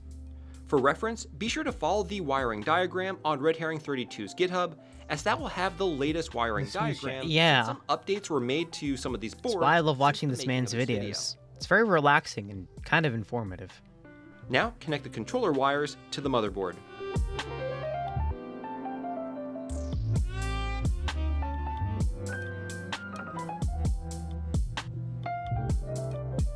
Next up is the audio board. Red Herring supplied this spiraled wire for the audio and ground. The spiraled wire helps insulate the sound and reduce noise in the signal. We'll also be using the same type of wire for the audio connection. And since it is hard to distinguish which wire is which, since they're both a copper color, I recommend using a multimeter to ensure that you're making the correct connections. Okay, that's not here great. You can see we use the same wire to connect the LCD driver board to the motherboard. Not gonna lie, that just seems like a Now pain in we're the gonna hook butt. the audio That's board really to hard. the volume wheel. Again, be sure to follow Red Herring's latest wiring diagram. I'll have it linked in the video description.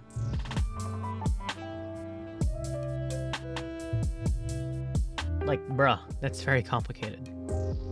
And don't forget to connect the VCC pad on the button board to the VCC on the audio board.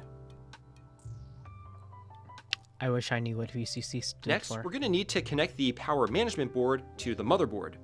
I'm using old leftover resistor legs for this to make it easier, but you can also use wire if you'd like. I'm gonna Google this out of embarrassment. What does Now we need to send VCC power to stand the LCD for through in this 3.3 electronics? volt connection on the motherboard. Voltage common collector. VCC is the higher voltage with respect to ground. VCC is the power input of a device. What does that mean? Okay, VCC is the supply voltage of the current and VDD is the operating voltage of the chip. Okay, so let's power in. Need to hook up Jeez. the custom LCD Oh, that took brightness forever. controller board Okay. To the other thumb wheel. In Arduino boards, VCC and 5V typically refer to the same power supply. Okay, And this pad here all right. connects to pin So 1 it's of the power. composite amplifier. I understand now. Lastly, we'll need to connect the VCC and ground of the composite amp to their corresponding points on the motherboard. Hey, real talk. Actually, I'm just gonna say this. I'm not like an electrical entrepreneur. I'm not gonna admit that I'm like an electrical engineer in any sense of the word because I'm not. Do you know how long it took for me to understand that modern electronic components use like at minimum 3 wires, and I couldn't understand why? Like, I didn't understand. It was like, oh, you just turn it on and off, right? Like that's what one's ground, one's power, right? Yeah, but you need a data line. I was like, data line? What? So now we have 3 lines. Incoming voltage, ground, and then whatever this first line is. But it's like, where does that go? Well, obviously it goes down to ground. Like, I don't know why it took me so long to realize, like, you need 2 wires to power the board, and then ground, that's 2, and then the various number to send control signals. I, for some reason, didn't understand that control signals were like a thing. I don't know. See, this is why I'm not an electrical engineer. And that's why I can't make things. I can't Awesome. I With can't all make the soldering electronics. done, let's drop in our I wish I 18650 lithium-ion batteries and test everything out. This is stuff I gotta Now learn, you I want guess. to absolutely make sure that the polarity is correct when installing these, otherwise you risk frying the system. This is a good use of old Great. vape Now batteries, insert a game clearly. and power the unit on. It Wow, that is works. absolutely incredible. I can't believe this works. This is so cool. Okay, all that's left to do is to button up the Tiny Tendo. And we're done. I bet if they did like an injection I have to molded say that the plastic for Tiny this Tendo would look is an sick. amazing project. The sheer amount of work that went into its design, ranging from the outer shell, the PCBs that needed to be designed, as well as the work to shrink down the PPU and CPU. It was an enormous undertaking, and Red Herring 32 really pulled it off. The build itself actually went rather smoothly, but I do have to confess that all the boards I used were pre-assembled, and to actually build everything from scratch would have been far more difficult, especially the trimming of the PPU and the CPU. Now, you may have noticed that the rear shell color has changed. I actually had to print a new one since several of the screw posts for the cartridge PCB broke off after assembly. Oh, right. Red Herring had actually been redesigning the shell to reinforce the cartridge port area, and he sent me the updated version, and it works quite a bit better. Anyway, let's do a quick rundown of all the key features of the Tiny Tendo. I was gonna recommend some maybe The first heat and most inserts. obvious feature Might is be its helpful. form factor. It looks and feels like a DMG. Overall, it's very comfortable to hold, and those with larger hands would probably appreciate the added thickness. It features both brightness and volume controls via the thumb wheels on either side of the system and works exactly as you'd expect. Around top, you'll notice the prominent USB-C port, which is used to charge the two internal 18650 lithium-ion batteries. The unit allows charging while playing, which is a very convenient The feature. charging like kind of And gets right me next to the like USB-C excited. port are two indicator LEDs. The green one indicates that the unit is power on, while the I gotta other pull tells back you my the charge prices status down. when plugged in. On the bottom of the unit is the headphone jack that automatically switches off the speaker when headphones are plugged in. And right above that is the speaker, which gets plenty loud. Front and center is the large 3-inch display, which looks fantastic, although I do wish it was a bit brighter. So when it comes to features, it has everything you'd expect from a handheld. It's nothing crazy, except for the fact that we can now play NES games on the go on authentic Nintendo hardware, which is simply amazing. Okay, so now that you got a tour of the device, let's go over the pros and cons. Starting with the pros, I have to say that this is an absolutely incredible project. The amount of engineering and new concepts that had to be developed in order to make this project happen is no small feat. Not only that, Red Herring 32 pulled this project off with such polished results. And the contributions to the project from the likes of Bucket Mouse and Yveltal showcase why the retro modding community is just so amazing. Teamwork makes the dream work. The games look fantastic, and the whole system works as one would expect.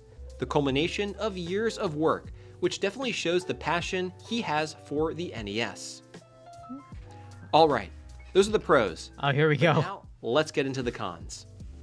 First, I'm not going to sugarcoat it. This mod is difficult. Yeah. On top of having to assemble from scratch each of the various boards required for the build, the single most difficult part has to be the trimming of the PPU and CPU. That task right there has no guarantee of success, and you really need to know what you're doing or you risk needlessly sacrificing NES chips.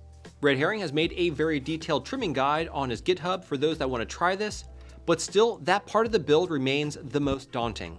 The only other con, Get in a my Dremel. opinion, is the shell. During my build, I had several screw posts break on me, but that could have been down to the material used or the settings of the 3D printer. I discussed some of the shell issues with Red Herring, and he already updated the design to make the posts more robust and the cart PCB to be more secure, since that is obviously an area that exhibits a lot of external forces due to the repeated inserting and removal of game carts. Now, one of the things that Red Herring asked me to mention in this video is that he's not going to be selling these as kits or fully built systems, so please don't reach out to him asking him to build you one. The project is completely open source, and all the documentation, files, and instructions are available on his GitHub if you want to build one on your own. Regardless, Yeah, you I could would just, definitely like, check him out on Twitter, build where he them. posts all the latest news on his work and projects, so definitely give him a follow. Anyway, the last thing I want to touch upon is the future of the Tiny Tendo project. Tiny. Now, when I asked Red Herring about this, his response got me really excited. As you know, because the Tiny Tendo uses real NES hardware, it is theoretically compatible with all games, with the exception of light gun games. While they would run on the Tiny Tendo, you wouldn't have a way of playing them since you can't plug the light gun in, and even if you could, it won't work because those require a CRT monitor. So the way Red Herring is planning on implementing this functionality is by integrating a touchscreen. If you can pull that off, that would be amazing. Additionally, he's Actually thinking of adding a wild. turbo button feature, as well as making the Tiny Tendo even tinier so that it would fit into a Game Boy Color or even a Game Boy Pocket form factor. So the Game future Boy of the Pocket. Tiny Tendo looks bright, and I'm excited to see where Red Herring Tiny. 32 takes it. So there you have it, the Tiny Tendo project from Red Herring 32. Small. An incredible It's undertaking so small. with incredible results. Now, if you enjoyed this video, I really think you'll like this one here, so check it out. And as always, thank I you showed all this so to my much for watching, friend. and This I'll is see just you the again wildest one. next I love Thursday. this one. Now do SNES. Actually, okay, hold on. Wait, no. We can upgrade from SNES. We can upgrade from this to a Wii. You guys want to see the cool RGB Wii? This one I love. Look at that.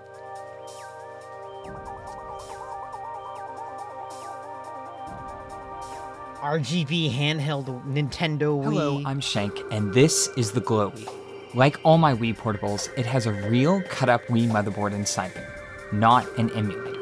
This gives it perfect compatibility with Wii games and GameCube games, as well as WiiWare, Virtual Console, and Homebrew. But you may have noticed something a little different about it. This portable incorporates reactive ambient lighting into the case, something I've never seen done in a handheld before. The video signal from the Wii is analyzed, and 74 LEDs inside the portable extend the edges of the screen through the body of the portable. Pretty lights. This is actually a project I've been thinking about and wanting to do for over 4 years. As screens have crawled closer and closer to the edges of smartphones, I've wanted to find a way to do the same for portables. However, a big part of handheld gaming is the feel of the controls. So getting rid of physical controls and making it a giant screen with touch controls would, for lack of better words, suck. Instead, I took a different approach of using LEDs and video processing to extend the edges of the screen into the full body of the portable. The effect is extremely immersive and often highlights beautiful background details I never Does it make you want to notice. pirate Nintendo games? The project turned out way cooler than I expected, and it looks even cooler in person than it does on camera. But how does it work, and how exactly did I build it? The details of this project really come down to 2 parts: the portable Wii and the reactive LEDs. First, let's talk about the Wii portable itself. This portable is based on the G-Wii, an open source Wii portable designed by Gunner, aka G-Man of G-Man Mods. It's an awesome project that uses a 5-inch 4x3 screen and original GameCube controls. As mentioned before, it uses a real Wii motherboard that was cut up and rewired into a portable for perfect compatibility. The G-Wii case has a lot of room on the inside to breathe, making it a great choice for beginners wanting to make their first portable. I would never do this with my own Wii right now, by the way. As it gives me somewhere to put all the extra electronics for the LEDs. The latest version of the G-Wii is designed specifically to work with the boards from the store at 4layertech.com, a business that Gunner, Aurelio, and I started together. The controller functions are handled by the GC Plus 2.0, a tiny board that replicates all the functions of the Hey, Kirby's Air Ride had good music, alright? configuration features. To power the trimmed Wii off batteries, I used one of the RVL PMS boards, which handles all voltage regulation and battery management needs. Charge speed can be configured, and it communicates with the Wii to display information like battery level and charging status on screen. It even has a thermal probe, which allows it to adjust the fan speed based on the temperature of the Wii, and shut power off to the console if the temperature gets too hot. When paired with the PMS PD, my portable has a USB-C port I can use for both high-speed Type-C PD charging and to access the internal flash storage. I went with a 512GB microSD card, which is enough to hold over 365 copies of Super Smash Bros. Melee. For audio, I went with a UAMP 2, which is specifically designed to capture high-quality digital audio from several game consoles, including the Wii. This makes the audio for both the speakers and the headphone jack super clear. Video is fed to the 5-inch screen through VGA, which the Wii can natively output after installing RV Loader. RV Loader is an incredible piece of homebrew software that's used to load anything the Wii is capable of running, all from a clean and snappy interface. All of these features are pretty standard on a modern Wii portable, as the community has worked tirelessly to streamline the building process. Look at the lights. The reactive lighting, on the other hand, is not a standard feature for a Wii portable. Pretty or lights, any portable pretty for lights, that matter. pretty lights. The 74 addressable LEDs are controlled by a Raspberry Pi Zero W running Hyperion, an amazing piece of free open source software. Hyperion is designed to add configurable reactive ambient backlighting to TVs and monitors by analyzing the video through a capture card. The software looks at the colors at the edges of the screen, and then uses that information to extend those colors beyond those edges. Using Wi-Fi, Hyperion can be completely configured using a graphical interface from the web browser of any device connected to the same Honestly, network. kind of cool. I was able to get it up and running super easily following this awesome YouTube and written tutorial by Chris Majestic. He does a better job of explaining it than I could, so go check out his video if you're looking to set up Hyperion on your own TV or monitor. So let's backtrack a bit. There is both a Wii and a Raspberry Pi Zero inside this case. The image processing for the lights is done by the Raspberry Pi Zero, but the games are running on the Wii. The games are not running on the Raspberry Pi. They aren't being emulated. Games run here, video processing runs here. Got it? I couldn't imagine one of these things, So in a order Raspberry for Pi Hyperion running a to Wii process game, the though. video and have the lights react to what's on screen, it needs to be fed a video signal to analyze. This is normally done through a cheap USB HDMI capture card. However, the Wii doesn't natively have an HDMI output, so the VGA signal from the Wii needs to be converted to HDMI for the capture card. I accomplished this by using the same Never VGA shut to the fuck HDMI up. circuit assembly I used in my Virtual Boy handheld for Okay, HDMI true. output. It's a circuit taken from a VGA to HDMI cable with a custom PCB that houses a 19-pin FFC connector, which connects to the capture card. So quick recap. VGA video from the Wii is split to both the 5-inch screen and the VGA to HDMI converter. The HDMI from the converter then if runs Raspberry to tried to an wire HDMI would capture card, die which exactly. is connected to the Raspberry Pi. Especially a Zero The W. Raspberry Pi Zero then controls the lights using Hyperion. It would just All of not. this is then crammed inside the GWii case, along with all the other parts needed to make a Wii portable. For the case, There's a first Kingston I tried flash standard drive in there. FDM print using clear PLA, but it still wasn't clear enough.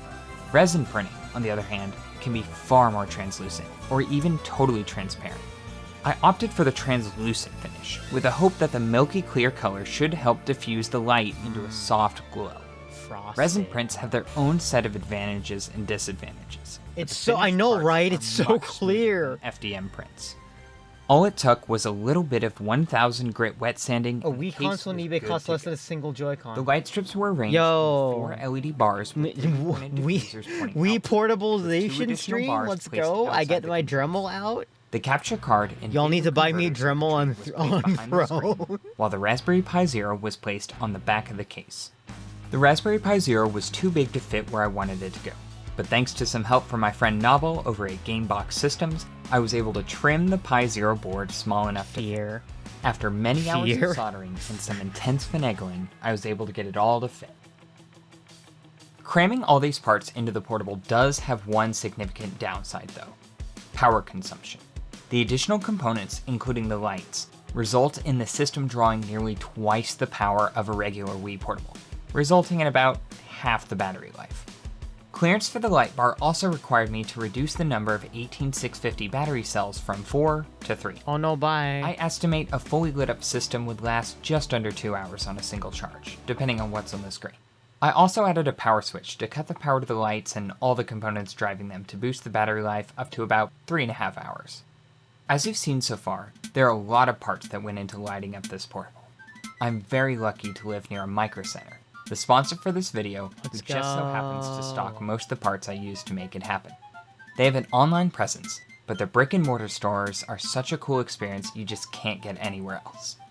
Their Build Your Own PC section stocks all the parts you need to make your own custom PC builds, like these awesome builds they have on their Build Showcase page, or dumb builds, like these two that they sponsored me to make for some reason.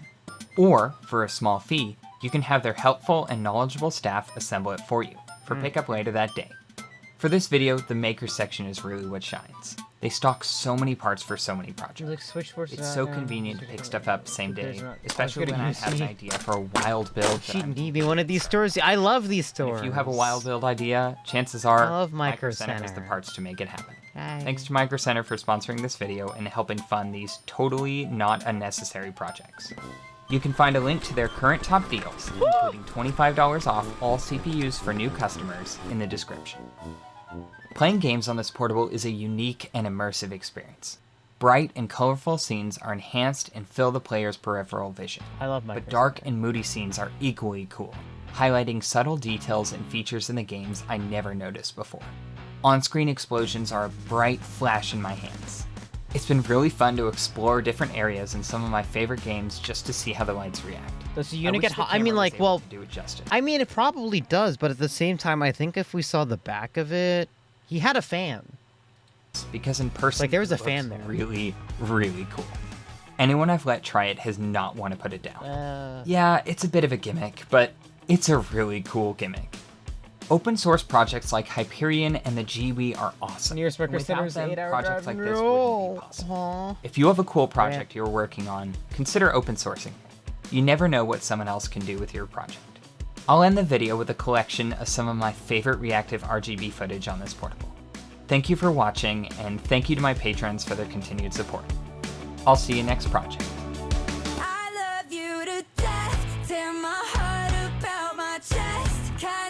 Oh, that's probably copyright music. Can't play that. I do, just like, I love the reactive lighting. It's so good. It's so good.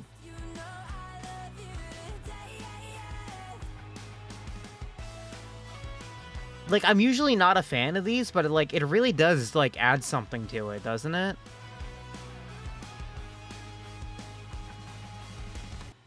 It adds something nice, you know? Okay, last video for today, because we did very technical stuff, and I think you guys deserve a treat for being good. So, here's an unhinged one. It's literally called, I bought the electric hot dog cooker from 1934. Terrifying. Wonder what terrifying means in this circumstance. Hello. Oh boy, do I have a treat for you today. That is because I have a habit that I've had for years and years and years of buying very old, strange, used things on eBay. Things such as 72% of my entire wardrobe. The hit 1986 book Microwave for One by Sonia Allison. Save some for me. This Sounds slightly damaged depressing. Happy Meal bag from 1991. Oops, I think that might be a bullet hole. This terrifying 2005 talking robotic Yoda. The Sith and the Jedi I speak of. Oh god. Okay. And of course my 2002 Spider-Man cereal, which believe it or not, I'm still working on. Oh, something moved in there. Is there worms? Oh god. It's fine. But you see, nothing takes the cake in terms of strange, that Yoda. old, Oh my or used in terms of what arrived at my doorstep just today. And right now we're gonna open it up and discover its terrifying capabilities together. I remember Spider-Man cereal. Okay, What flavors It's were gonna the take me Spider-Man longer to open it than I cereal? thought it would. This is very well packaged. Give me just one moment. Dude, who are you trying to keep out of this package? Does it taste like It's been like spiders? 18 minutes. I'm trying my hardest. Oh, I can kind of see it. Hang on. That fell on my foot.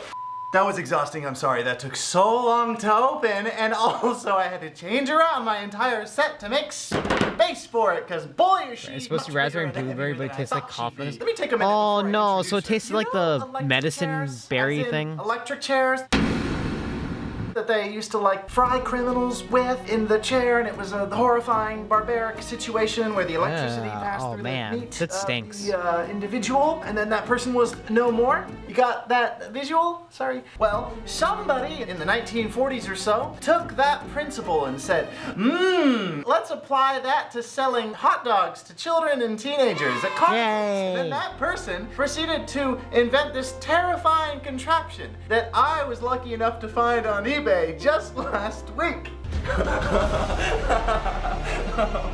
Look how bad that is. Introduce you to the sizzling. I actually couldn't find Hot out all that much about it, but it seems quite simple. Ah. This barbaric, horrifying energy. Oh, it looks like a torture This device. was on the counter of diners or at carnivals once upon a time, and the carnies would place a meat product right here on these little skewers, and then they proceeded to plug this in, and then it sends God knows how many volts of electricity into the meat product, and then cooks it, apparently very quickly. I'm very nervous, I'm very scared, but you know what we're gonna do today? We're gonna see how it does with hot dogs, and a lot of other things that we probably shouldn't be testing on this. Especially considering that I don't even know how it works. I know nothing, okay? And I can already see the headline. Idiot boy YouTuber. Oh, hold on. hold on. I just saw something on the thing, and I wanted to go back because this is gonna be like weird.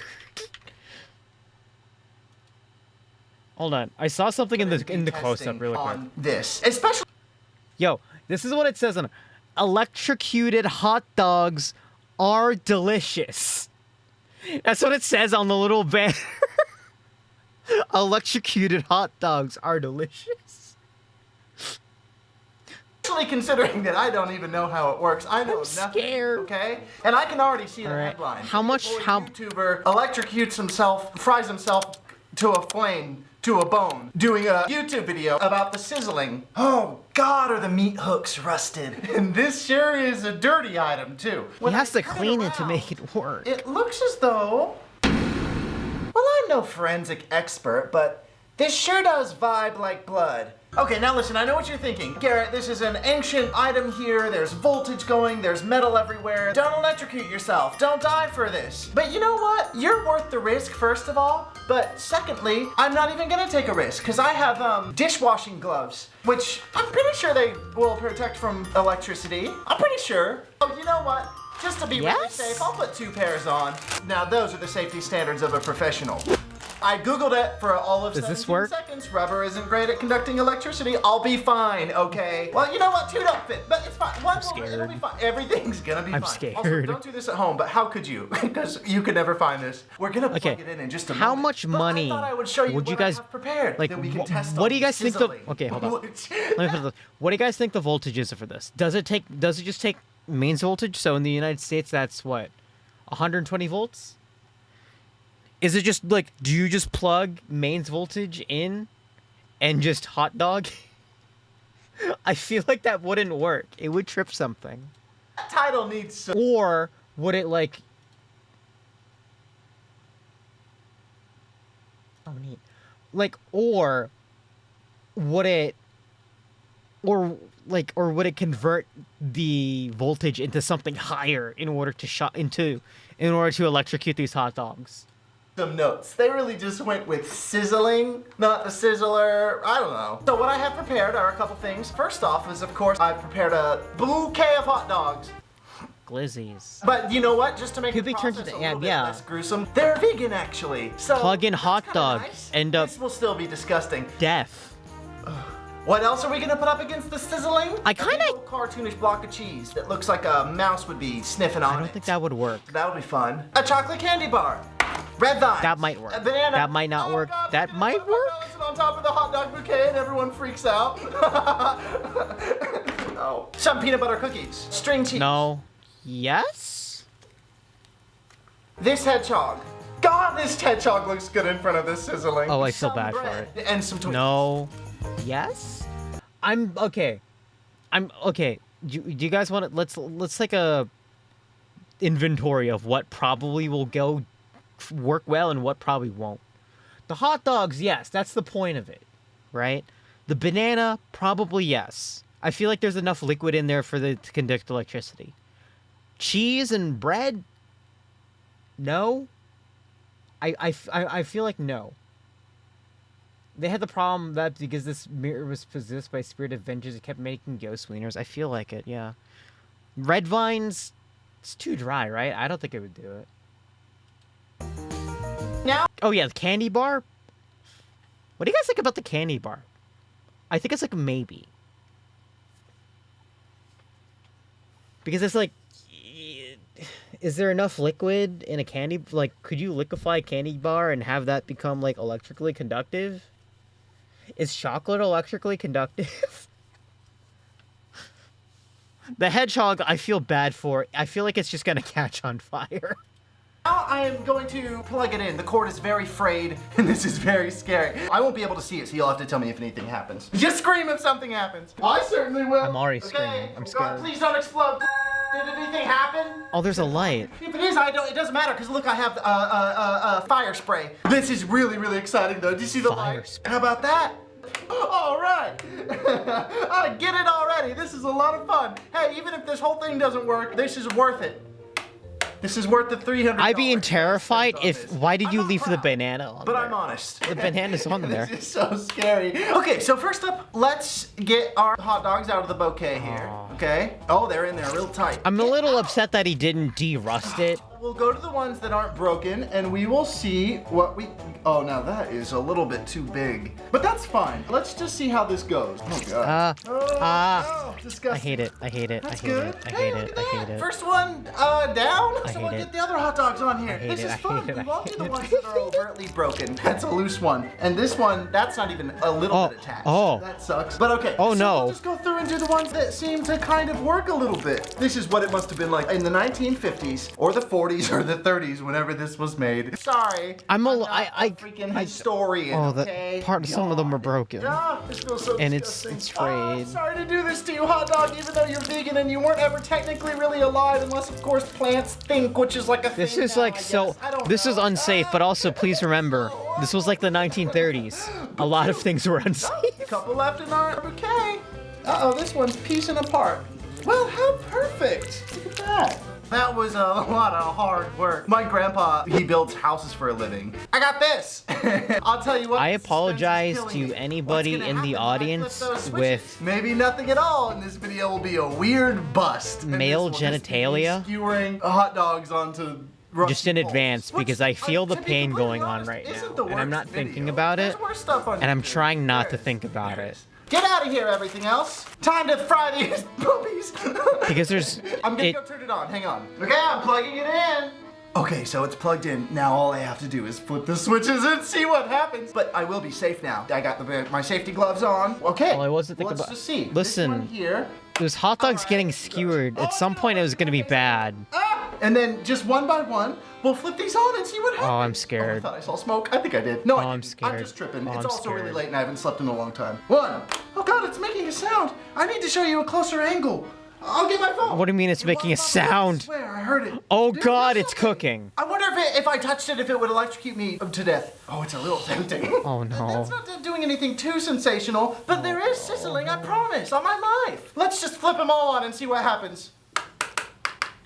Oh, do you hear all that sizzling? I'll zoom in 4K and show you. Ew! Oh God, it's dripping. Oh. Yeah, Rose, how you feeling? Well, now You gonna break that fast? You feel hungry after Ramadan? Is there a smoke detector in here? I feel like this is the worst video to watch. Oh no, everything's smoking. Okay, I'm turning it off. Oh, I have a fire thing. Oh no, 1 second. Okay, all right, stop. Oh, that's an electrical arc on one of those hot dogs. No, I don't want this. That's an electrical arc in that hot dog. Over there. No, there's a sizzle over there too. Please turn it off. Please turn it off. There's an electrical arc on these hot dogs. Please turn it off. No. No. So scary. Oh, I hate this thing. It scares me so badly. Once this video is done, this is being retired forever. Everything's fine. Okay, it's not that big of a deal. Can you eat them? Happened. Nothing even caught on fire. This guy can never meet the electric piano guy. Yeah, I think that would be the worst dinner in a show I would ever go Can to. burn or be scary anymore. I don't think this is yay fire. This It's is important to know what weird an electrified electricity. hot dog tastes like. Now, these ones were sitting in the hot dog bouquet, which was just a wine glass between you and I. I would starve for to a death long before time. eating But these maybe the Zappy electricity Zap kills the dogs. germs. I would too, yeah. It might not be the worst thing in the world just to give it a try, right? Oh, I just don't. got my tetanus shot from when I cut my thumb. Don't, And I don't even get any of the rust in my don't eat mouth it, don't 'cause eat there's it, a lot don't- of rust at the end. no, Well, I don't know if that's burning or rust, but I think it's probably both. But like I said, it's important to try. Let's just see. All right, so before he eats it, here's what I know. The electricity from these was strong enough to get past it, to resist it. So like, on the inside of this hot dog is like absolutely carbonized hot dog. Like this is like worse. This is worse than a burnt hot dog. Like, it's like, just, it's got if you opened the inside, it would just be carbon. It would there's another video about this, and I want to watch it now. I'm very hold on. Why? It tastes like. Actually, hold on. Zoom in, enhance. You don't see it. You don't see any burn marks on the inside, so the edges are still probably bad, and I'm pretty sure it probably isn't even done. But I'm still scared. It tasted like metal. I got some grit in my teeth. Something really bad happened. Hot dog experiment over. So what it's made for works, but that's only the beginning. So I'll just get these off and we'll move on to the next thing. Ah, ouch! Oh God, the prongs are hot. Melted the rubber a little bit, what seems like to be to the skin. Yeah, don't. Ah, they're really stuck on there. Hey, maybe use like a fork? The sounds. Oh God, the sounds. Oh God, I feel like I'm cleaning up a murder scene. Oh no. Oh. And hey, I'll say this much. Oh, these are really hot. That's fine. The gloves are helping a little bit. Oh, they're not so bad. They smell pretty good. No, they don't. They smell horrible. Don't worry. In my videos, food almost never goes to waste because I have a whole family of raccoons that I secretly feed that lives. I hope the raccoons are enjoying this. California. Why would you touch this? I'm just kidding. I know I don't feed raccoons. Why would you touch this is also a very important question. Okay, so I'll just throw these back in their little bouquet here. I hate it. I think the heat made them swell up, so they're a little more stubborn to get. I hate. Okay, raccoons. I hate it. That's just gonna go into compost. Please compost it. Now, what we learned before is that this one was really active. So let's see if we can get that skewered on there pretty nicely. Oh, I can't get the string cheese open. The string cheese wrapper is being stubborn when you're wearing dishwashing gloves or electric safety gloves. I can't read Arabic. What did you write? Okay, and then just the string cheese, which actually, it just barely fits. Are you praying for me? I hope you are. Let's get a little closer since we just have just these two. Yes, you are. You're praying. It's to throw first person. Something's like on fire, I swear. Look. Oh God, what's in that? Don't spray that! Oh my God, I have so many mice that live in my little back shed. They're in for such a treat. Oh, that cheese is melting. It's falling off because science. Wow. Oh, the cheese is. All the weight of it just on. Oh, the cheese melted. Oh no. That prong? Wait, does this bottom prong work too? Don't turn it on! That one. That's live, you fool! It certainly doesn't. Oh no, that's not gonna work. Wait, what's going on with you? Ew. Oh, the cheese works. Let's see what happens if I put a banana on it. The banana's screwed. Get out of here for now, cheese. Okay, we're gonna try the banana. Oh, he's peeling it. Oh, this is gonna be worse. Oh wait, what if it's too wet and it shocks everything? I'll keep my distance. Hang on. It's not on. I'll flip it on with something safe. Okay. Do you know what I'm actually scared about? Do something, banana. That the spray is not good for an electrical fire. Okay, next up. The banana didn't work. Oh, interesting. I don't know if it'll conduct electricity, but that's what we're doing. We're just gonna find out. Oh no. Hey, does anyone know if that electrical spray I don't know what to do with this cookie. works with Mind me, I guess I'll just electrical fires? I feel like it doesn't. Oh, good excuse. Okay, the candy bar. Good. Okay, these aren't gonna fit like this, so for scientific reasons, I need to like glue them together, which there's caramel on the inside. I know what I'm doing here. Just give me a minute. Glue them with a paper clip. Who cares about safety anymore? You know what? That's valid. I'm actually insanely smart. That was This crazy. is what happens when you hand Zoomers the Final Destination franchise. Crazy. No, what happens when you hand Zoomers the Final Destination franchise is, I'm pretty sure, that Smiley horror movie. Come on, little chocolate bar, you do something interesting. Or Unfriended. Unfriended. Come on, they're watching. You're embarrassing me. Unfriended, except it's good. I'm so ashamed of you. I'm gonna start homeschooling you, too.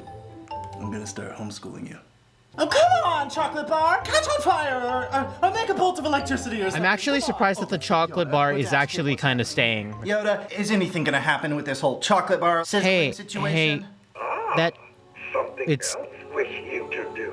Save this for another time. Yes! He's right. You should stop. Yoda, that's a great idea. He's Yoda right. pretty We much should said stop. Give up on the chocolate bar, and I'm down with him. Sorry, chocolate bar, you didn't do anything good. Man, oh man, all right, I'll go top. Okay. Maybe is the chocolate bar too dry? This one's Maybe. easy. Let's just do a slice of bread and see what happens. Maybe we make toast or French bread. That's what I said. Come on, bread. Do your thing. What happens if you soak the bread in water? Toast or I'll scream. That was a little bread song. Well, the bread's not doing anything, so let me try some different prongs. Are my estimations right? Baby. I said, now watch these sparks fly, baby. If you want to make content, just put some aluminum foil and just happening here is that I just don't understand bridge how the contacts. You're nothing to me. You're dead to me. Bye. The red vines. Oh no. I don't think the red vines aren't gonna work, right? I am. Red vines are like my favorite candy. Hey, pro tip by the way, straws, boring. Don't even use straws. Just use these when you go to the. Hey, real talk. What do red vines taste like? I've never had them. I've never had red vines. Do they taste better than Twizzlers?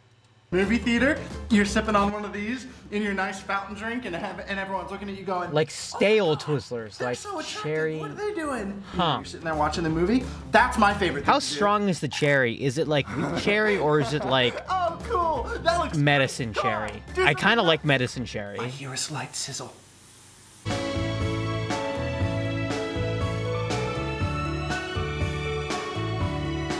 Oh, okay.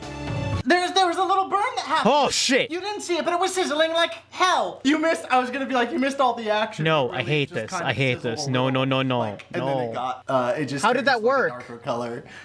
Oh, electricity goes sensationally with red vines. It was me trying to figure out how to cut the shielding of my basic round. Okay, let's try this little hedgehog. Let's put his head right in between these spikes and see what happens. I don't think this one's gonna work.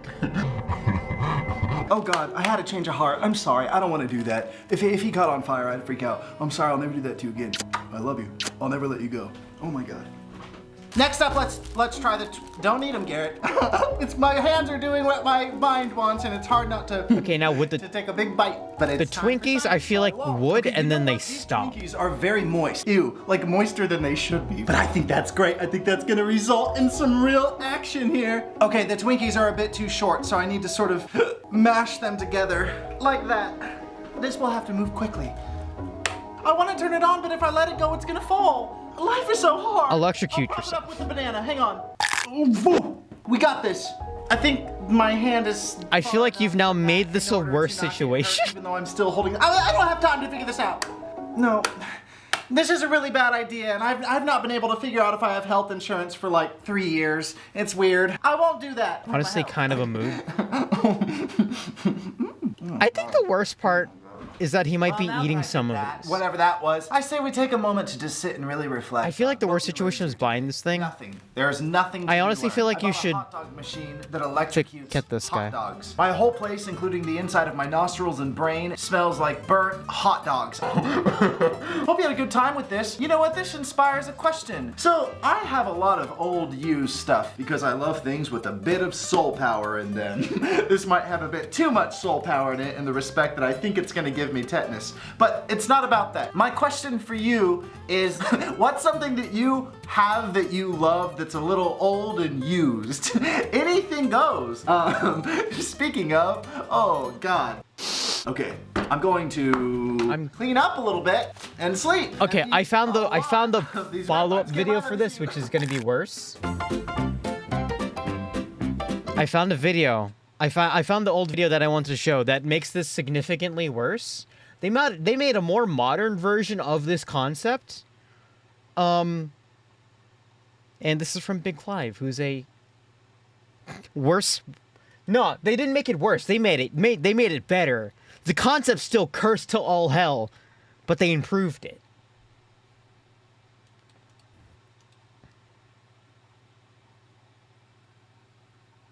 Since it's cold and stormy outside, I think I'll have some hot dogs, and what better way to cook them than I'm in sure a that people have Presto seen hot this dogger. one. I'd like to thank Kim Sleep from Canada for sending this through. He bought it and sent it through for our entertainment. Let me read the instructions. How to use your Presto hot dogger. Now you can cook 1 to 6 hot dogs, Frankfurters, in just 60 This seconds. concept is cursed to all There's hell, no but they wait or improved boiling. This new fast cook method keeps the meat juicy, cooks it clear through with a delicious flavour that they obviously didn't Delicious have microwave flavour. in that sort of era, because we just bang the microwave these days. 1. Separate cover from base of hot dogger. 2. Skewer 1 to 6 hot dogs on opposing prongs. Note, hot dogger will not operate unless hot dogs are in place. That line is terrifying because that means that those hot dogs complete a circuit. 3. Insert tabs at back of cover into slots and back of base. Close cover, pressing down firmly. 4. Flavor. Plug cord into Food any strength. 110 Hot dog circuit. AC electrical outlet. Hot dog Oh, no. resistors. Maybe I shouldn't have cut the 110 volt plug off. Oh no. And replaced it with a 240 volt plug. Actually, I say 240 volt. It's currently... Let's go. 248 point... Overclocking. That's going to make it cook really fast. Cooking begins immediately when plugged in. Unplug after 60 seconds and remove cover. There's no off switch. Important, the hot dog It's either hot dogs or no. Only thaw frozen frankfurters or put them in the hot dog or cook. Cold frankfurters take extra cooking time. For best results, do not reheat cooked frankfurters and hot dog, How would you mainly reheat because this? they'll be dry. Do they have RGB Another lighting thing is too? the washing Well, I mean, there's a light on says it don't because turn it's top and wash it. British. This is wise because it's got electrical connections in it. And it says each time you wash it, you should scour the metal prongs with steel wool after each use. That's valid. quite complicated for dishwashing. It's kind of So let me nice, show you honestly. what this is like.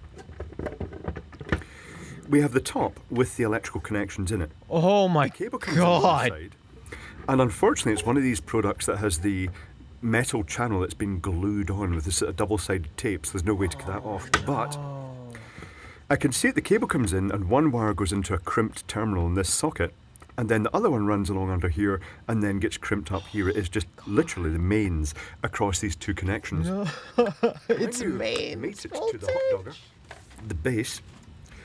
These are the two connections here it makes connection with, and the hot dogs just literally go across the mains on these spikes. So I've got some yield oak hot dogs, and initially I'm going to try one just to see what sort of current is involved. So I'm going to skewer one of these hot dogs on. Oh boy. I guess the further it gets skewed on, the more of an electrical connection they're making. That was not making a very good physical connection. I shall just shove it over a wee bit. Oh, it's all going horribly wrong already. Right. See, the terrifying part to me is that there's no on switch. We decide how many It just, you are electrocuting hot might just dogs blow the fuse. without any form of safety. Here's the hoppy meter I need with to its flickery display. hot dog fasten. Let's start hot dog. Oh, here we go. Let's go. So it's only drawing about half an amp, which is 135 watts. That's not too bad. Maybe it's an inadequate hot dog. The power factor of the hot dog is exactly 1, which is what you'd expect. It's resistive. It is steaming. Oh. It's making hissing noises. Not that See, loud. this looks a little bit more serviceable than the Carnival hot dog torture machine. Shape. Rightio, I think that's enough. I think I'll get a cloth. The current is now up to 1.2 amps. I can't tell if that's smoke or There's- if that's steam. I think it's steam that's coming out the sides. Yeah, Is that it's steam or kind is of that smoke? Spot with the fact you can't actually see what's going on in there. Oh It's up to 260 watts. It's like playing bingo or Kentucky Derby. It's like keeping a running commentary. Oh, it's gone down to 1 amp again. Do you think they're I'd gonna guess that means it's Galvantula Iglesias? Okay. That'd be a great name for a hot dog. and see what's inside. I honestly think it would just be a hot dog with steam, little bits, I can like smell sticking out of it to make it look like a because it will. Galvantula. Has it arced at the end? Hold on, I'm just going to test this for yumminess. Eat it. It's fucking, it's red hot. Oh, it's hot. It's too hot. Right, okay. Tell you what. Cut it. It's definitely very hot. I'm The gonna Galvantula Wipe the Iglesias. steam off this so we can at least see something. I'm going to load it up and we'll see Yeah. what power Oh, this thing spider draws with a full soccer. load of That hot actually dogs. sounds like a good sport. Noting that I think it would actually draw a Not lot more soccer current because it'd be a played larger surface using a area spider, if I played got bigger by hot dogs, spiders. but because they're Imagine the an footwork. It'd American be insane. novelty here, we don't really get much choice in what you get. So let's skewer that in there. With that end onto there. Again, I apologize to And get anybody another hot with dog. See how much current we can yield. male This is just genitalia. creepily similar to human electrocution because this is more or less what happens to your fingers when you hold electrical connections. I've been pondering, meandering a video where I'm going to pass quite a significant amount of current through my body. That's probably a bad thing. If you guys want This is electrical reminding me of that safety, video and making this me is one of the reasons why you should wear 10 milliamps might be not sound safe a lot, but it's supposed and not mess with the mains voltage. I want to put that to the Here, V, just turn. Hold on, wait. Hold on, wait, hold on. I just want to hold on. Wait.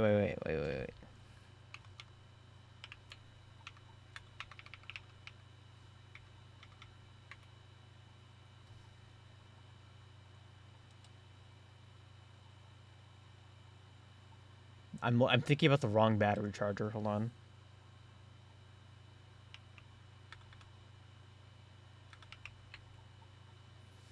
What is the thing? Hold on. I was thinking about this the entire time.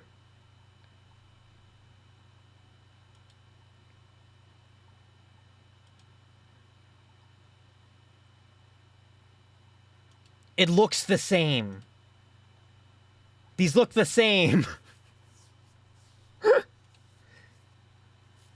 So here is the last hot dog going in here. There's a Russian Let's dungeon see where the what the Doms maximum- have let's this. see I'd be very what the- terrified if they did. Stick the lid on and monitor the current. All right, here we go. Now, what's the best way to do Now we're this? The- cooking. the Now we're display is cooking full. 6 I hot was gonna dogs. See if I could adjust the lighting. I don't think there's any point. So, let's go. The current is just, it's 3 amps. It's not much. 3 amps at The power 250 dissipation volts is about 1 how many kilowatt. watts? It's up to 5 amps. The Oh my- power factor is perfect unity, suggesting juicy electrical connections in there. It's up to 7 amps. Oh my god, it's things almost are reaching 2 kilowatts. 2 kilowatts isn't too bad, certainly by British standard. That's all right. It's The hot 8 dogs amps, take these hot dogs are It's buzzing. these hot dogs are consuming more energy than my gaming PC. And it's gone up, and now I'm guessing the moisture's been driven out. It's still consuming And more the wattage than current my is now- gaming well, PC. that arcing noise is exactly what you get when you're holding a live connection if you're being electrocuted. Oh, and it's starting to smell like burnt. It's making a burnt hot dog. Oh no. Right. What do they look like? Ah. What's the result? So the hot dogs have actually split, and my glasses have just steamed up horribly. Oh god. Hey, don't touch electrical wiring, I'm kids. guessing, maybe I should test this to see what's the recommended time. It's actually, you can see it's been slightly burning where it's parted there. Oh I'll let this cool down God. and taste the burnt bit. But now I do want to do one more test. I want to see what I estimate is the time it takes to cook a hot dog with this thing. Oh, I can see a bit of burning in that one as well. Oh man. On 240 volts. Because it does look like it works. Let's get a nice cold fresh hot dog and stick it in here. So like it works, and then if you go too I hard, think they went through a couple of evolutions of this it'll design. burn. It'll burn. And let's wipe the cover again. It's very Let's it's see what's happening. suspicious briefly how well it before works. steams up with excitement. Much like I don't know- I popcorn, don't you know have to what's have the the perfect timing, or else you're just ending with a burnt Expectation mess is that you required can't for eat. Cooking a typical hot dog. I mean, then again, that's what cooking is in general. Close So that down, plug it in, and give it 30 seconds, and see if that's going to do it. how much wattage does this single 4, hot dog make? 6, I 7, can't tell. 8, 9, 10, 11, 12, 13, 14, 15, 16, 17, 18, 19, 20. I'm going to try it at 20 seconds.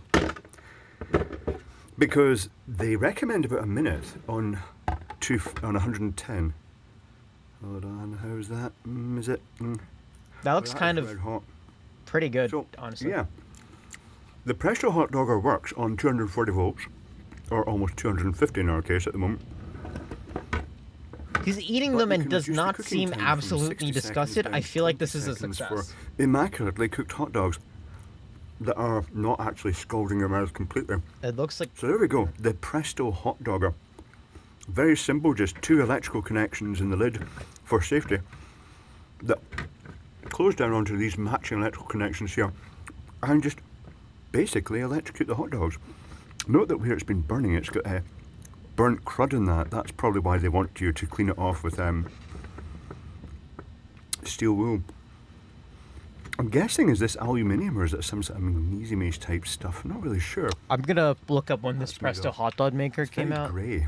I don't know what exactly that metal is, but yeah, it's actually kind of less dramatic than I was expecting. It's cooked the hot dogs, and apart from the slight sound of arcing and burning flesh, the 1970s. smell of burning flesh that matches that, it didn't go as high as I was expecting. So that does give the answer. You can use the hot dogger On 240 volts if you adjust the cooking cycle down accordingly. Hey, I'm gonna stop really quickly, and I want to show everybody this because it scares me. Here's one of the old ones. Like, that's very clearly what we saw before, right? You know? And then they have, like, a modern version that looks suspiciously like 80s, 90s. Like, it's round. 1977! We got the 70s style Presto hot dog cooker. It's now rounded for the future. Why are these $50? The hot dogger sounds like what the British press dubbed the cereal stream. That does sound like something that would be on the news. Like, we have the... Like, why are these going for so much? These can kill you. Although this packaging is actually kind of...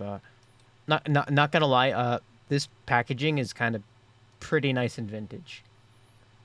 Like, it even says on the... It's like MSRP is $9.95 in the 70s? I'm just scared that they kept making these until, like, near modern day. Also, some of these look straight up like an... This is an Etch-a-Sketch. This just looks like an Etch-a-Sketch. Or one of those weird things that you, like... Oh my god, that logo. Why are these $100? Why are the minimums for this like $40? Why are you selling it for $200? Well, this is one way to end night. We have other videos, but I think that's good for now because... Oh my god. Another question is why people bought them. You're right. It has that vintage tone. The small hint of danger that apparently sells product. I wonder if one of those creepy crawly gummy makers are going to be looked back on in the same way. I'm pretty sure those creepy crawly gummy makers definitely are looked back in the same way. Although, you know, hold on. I'm going to check eBay really quickly. Don't mind me. Because you got me curious. Creepy crawly bug maker. How much is this? Let's see here. Box and molds is $50. New old stock $75. No, 70, 30. The 1994 version was 35, 80, 32. So the answer seems to be...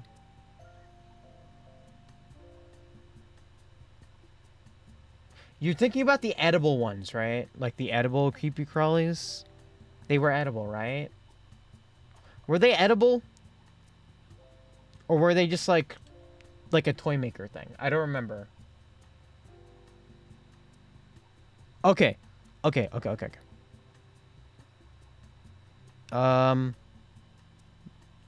creepy crawly bug maker, I think the one with the edible stuff, the candies ones are like $40.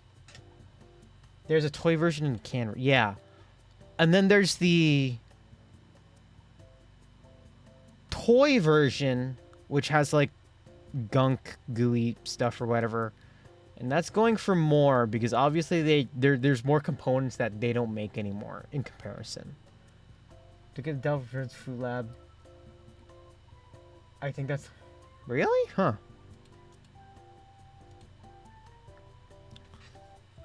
These are silly. Like there's two there's two with the creepy crawly branding. One is some kind of toy maker with like goo inside that you can squish, which is kind of gross. And then there's like the gummy bug eater maker one, which I still think is just kind of funny. Or is it plastic? Hold on. I'm really getting lost on here because I can't tell if it's like edible or like we're making plastic toys. Hold up. Hold up. We're going back really quickly because I found a commercial. Creepy crawlers, you can make a bug, make a worm, make a slug. Creepy crawlers. How creepy can you make them? Not creepy enough. So get busy. Pour the plastic goop. For gory details, use goop effects. See this? Bug maker does its work. You'll have stomach-churning, disgustingly realistic bugs. No, these aren't edible. That works. What could be creepier? Wait. Light bulb not included. Refills. Yeah, hold on, wait. These are obviously the plastic rubber ones. Hold on. Let's. So there's the toy one. Is that real? Okay, those are real bugs. Is there one that's food? Dr. Dreadful Food Lab. Hold on. Okay, I may remember the doctor. Yes, I remember these commercials. Okay. Hi. Animaker was dreadful. And this is the Dr. Dreadful Food Lab. Makes lots of gross things. And then you eat them. Dr. Dreadful's monster skin. Care for a tasty tarantula? Fly? Cockroach? You can make swarms!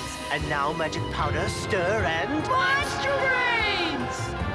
Fruity! The Dr. Dreadful Food Lab makes gross things again and again. It's totally dreadful! Yeah, I think I remember doing that one. There's a compilation of various products. That's fascinating. It tasted weird in a fun way. Wait, okay, hold up. This one's 10 years ago, but it looks so high quality. I'm Dr. Dreadful, and you found my alien autopsy. It makes lots of gruesome goodies that will make your stomach flip. Looks gross. Tastes great. Delicious. Gross. You can bring your guts to life. Eats alive. Eats alive. Yum. Yum. You'll also love my terrifying test tube. Drink it if you dare. Out of this world. It's totally dreadful. How long did they keep this brand up? Oh wow, the IP was sold to somebody else. Fascinating.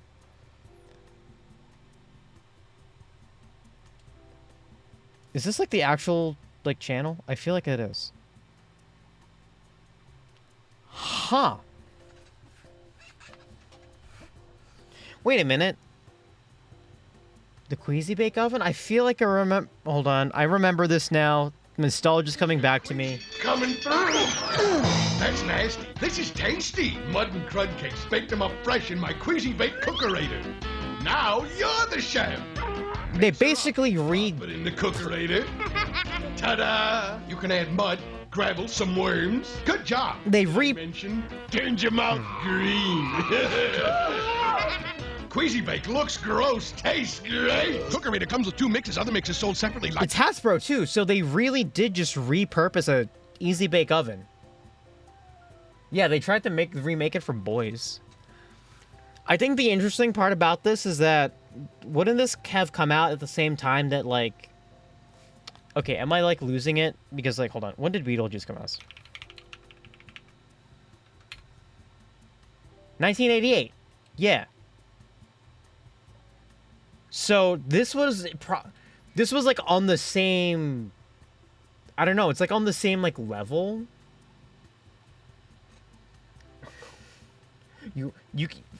Rose, you could just say you're a 90s child. You could say that. You could say you're a kid of the 90s.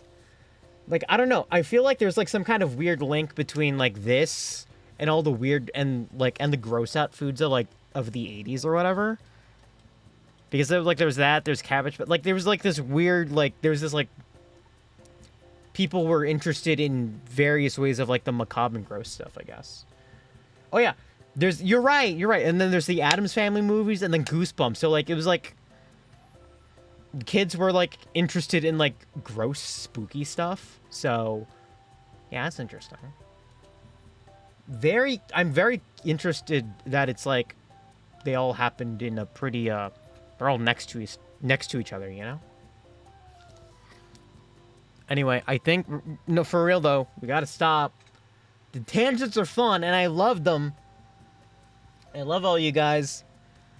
Oh, don't even tell me about the spy stuff. I was into that. I went to the National Spy Museum when I was a kid in Washington, D.C. It's still there. It's still cool. Please visit. I think it was like weird called the hyper sanitized 80s tape MTV, and kids ended up getting into it. I don't remember how hyper sanitized the TV was. Probably because I wasn't born then, but is it near the NASA Museum? No, the International Spy Museum is in Washington, D.C. Hold on. In the United States, hold on. I've been to this building, and it's cool, and there's like fun interactive stuff, and it's just kind of neat to look at.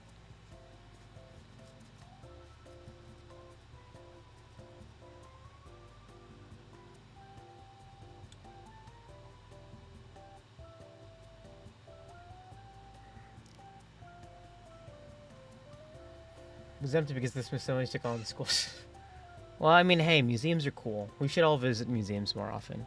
Anyway, thank you guys for tuning in. I very much appreciate it. And of course, since this is Friday, this does end our streaming schedule for this week. Congratulations. I will see you guys on Tuesday with a new schedule, but same old Alma. Make sure you guys save before you go, of course. And have a nice rest of your night, and hopefully we'll be seeing more Finding Out Fridays in the future. Finally, you can actually submit stuff for the Discord. And I won't be backlogged to hell or not. So anyway, bye now. Take care. Bye.